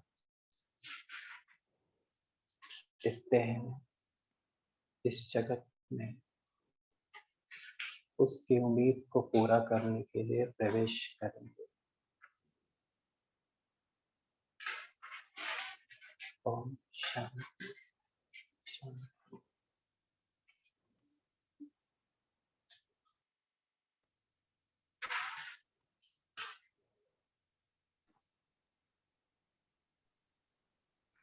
Thank you. ये भाई ठीक है। Thank you very much, Prabhakar Bhai. Thank you आप सबका भी, जो आपने यज्ञ की बातें सुनने का इंटरेस्ट दिखाया। और बहुत अच्छा है, जो सुना है उसको प्रैक्टिकल में लाइएगा, क्योंकि एक बाबा मम्मा और दादियों के चरित्र हैं जो हमें उस रास्ते तक पहुंचाएंगे। बाकी कोई और रास्ता नहीं है। और रास्ते तो हमने द्वापर युग से कलयुग तक चल के देखे ही हैं, पर कुछ हासिल नहीं हुआ है। और वैसे भी कोई किस रास्ते पे चल चुका है तो इजी है, तो दादियाँ, मम्मा उस रास्ते पे चल चुके हैं, तो सहज है। और वैसे भी कहते हैं जिसके बारे में हम देखेंगे, सुनेंगे तो हम वैसे होते जाएँगे। तो जो भी सुना है, बाकी और भी कुछ-कुछ बातें हैं तो कभी वो भी समय रहा तो ज़रूर आपको सुनाएँगे, क्योंकि बाबा बहुत सारी चीज़ें सिखाते थे। एक पुरुषार्थ की चीज़ याद आ रही, शॉर्ट में बता देते हैं। रोज़ी बहन जो कि तमिलनाडु ज़ोन की इंचार्ज थे, वो एक बार अ, उम, ओम शांति भवन नहीं बना था, तो बाबा-मम्मा ने बोला चलो आज तुम पहाड़ी पे ले जाते हैं। तो मम्मा थोड़ी हैवी थी और पहाड़ी पे चढ़ना था, मम्मा थोड़ा पीछे रह गई और बाबा आगे निकल गए और वो बहन इंतज़ार में थी कि मम्मा भी आ जाए फिर चढ़ते हैं। और जब रोज़ी बहन ऊपर पहुँची तो बाबा ने बोला बच्ची कहाँ रह गई थी? तो बाबा ने बोला बच्ची कुछ भी हो जाए, किसी के लिए भी अपने पुरुषार्थ को नहीं रोकना। तो ये एक धारणा की बात है कि हम जब इस ज्ञान में आ गए हैं, इस यज्ञ में आ गए हैं, तो वो कौन-कौन सी बातें हैं जिनकी वजह से हम अपने पुरुषार्थ को रोक देते हैं। वो छोटी बातें भी हो सकती है, शायद मुरली क्लास में जाना है, तो हम सोचते हैं वो भी चले तो चलते हैं। अमृत वेला करना है, तो हम सोचते हैं वो भी करे तो करें। तो कहीं ऐसा तो नहीं है किसी साथी की वजह से या किसी की और बात की वजह से या सेवा की वजह से हम कहीं ऐसा तो नहीं हमने अपने पुरुषार्थ को रोक दिया है?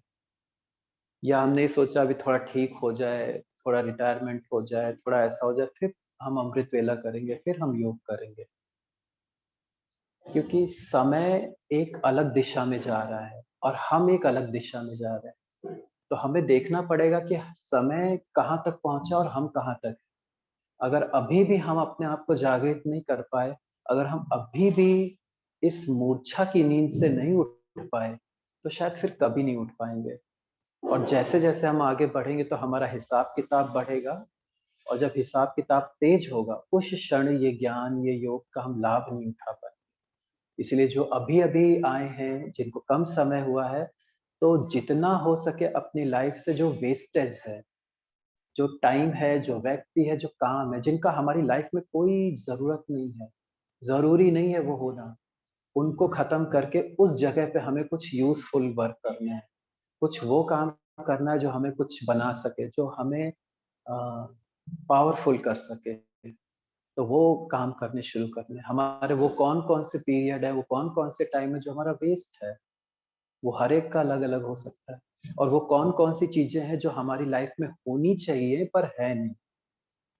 जैसे कि आज की क्लास में बोला तपस्या, तपस्या पार्ट हमारी लाइफ से मिस है। अच्छा, अभी तो सुना, लेकिन अब आपको खुद प्रोग्राम बनाना होगा, मैं कितने घंटे मौन रह सकता हूँ, देखना करके।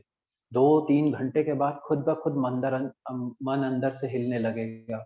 उसे मौन चाहिए, उसे बातें चाहिए, उसे आवाज़ चाहिए, ज़्यादा देर तक वो नहीं रह सकता। क्योंकि हम बॉडी कॉन्शियस में हैं।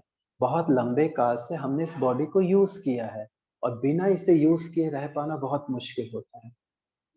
और जब हम इसका यूज़ कम करेंगे, जितना इस देह को ज़रूरत है उतना ही खिलाएँगे, जितना इस देह को ज़रूरत है उतना यूज़ करें, फिर आत्मा अपनी शक्ति को महसूस करेगा। आत्मा अपनी शक्ति को महसूस नहीं कर पाता, उसका एक कारण ये है क्योंकि हम बॉडी की शक्ति को ज़्यादा यूज़ करते हैं।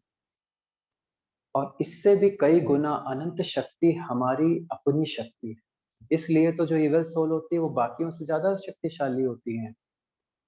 क्योंकि वो बॉडी में नहीं है। जिस दिन हम भी इस बॉडी में रहते हुए नहीं रहेंगे, उस दिन हम स्वतः अपनी शक्तियों से परिचित हो जाएँगे और हम अपनी शक्तियों के बारे में जानते हैं, समझते हैं, सुना है, पर एक्सपीरियंस नहीं कर पाते। उसका कारण क्या है?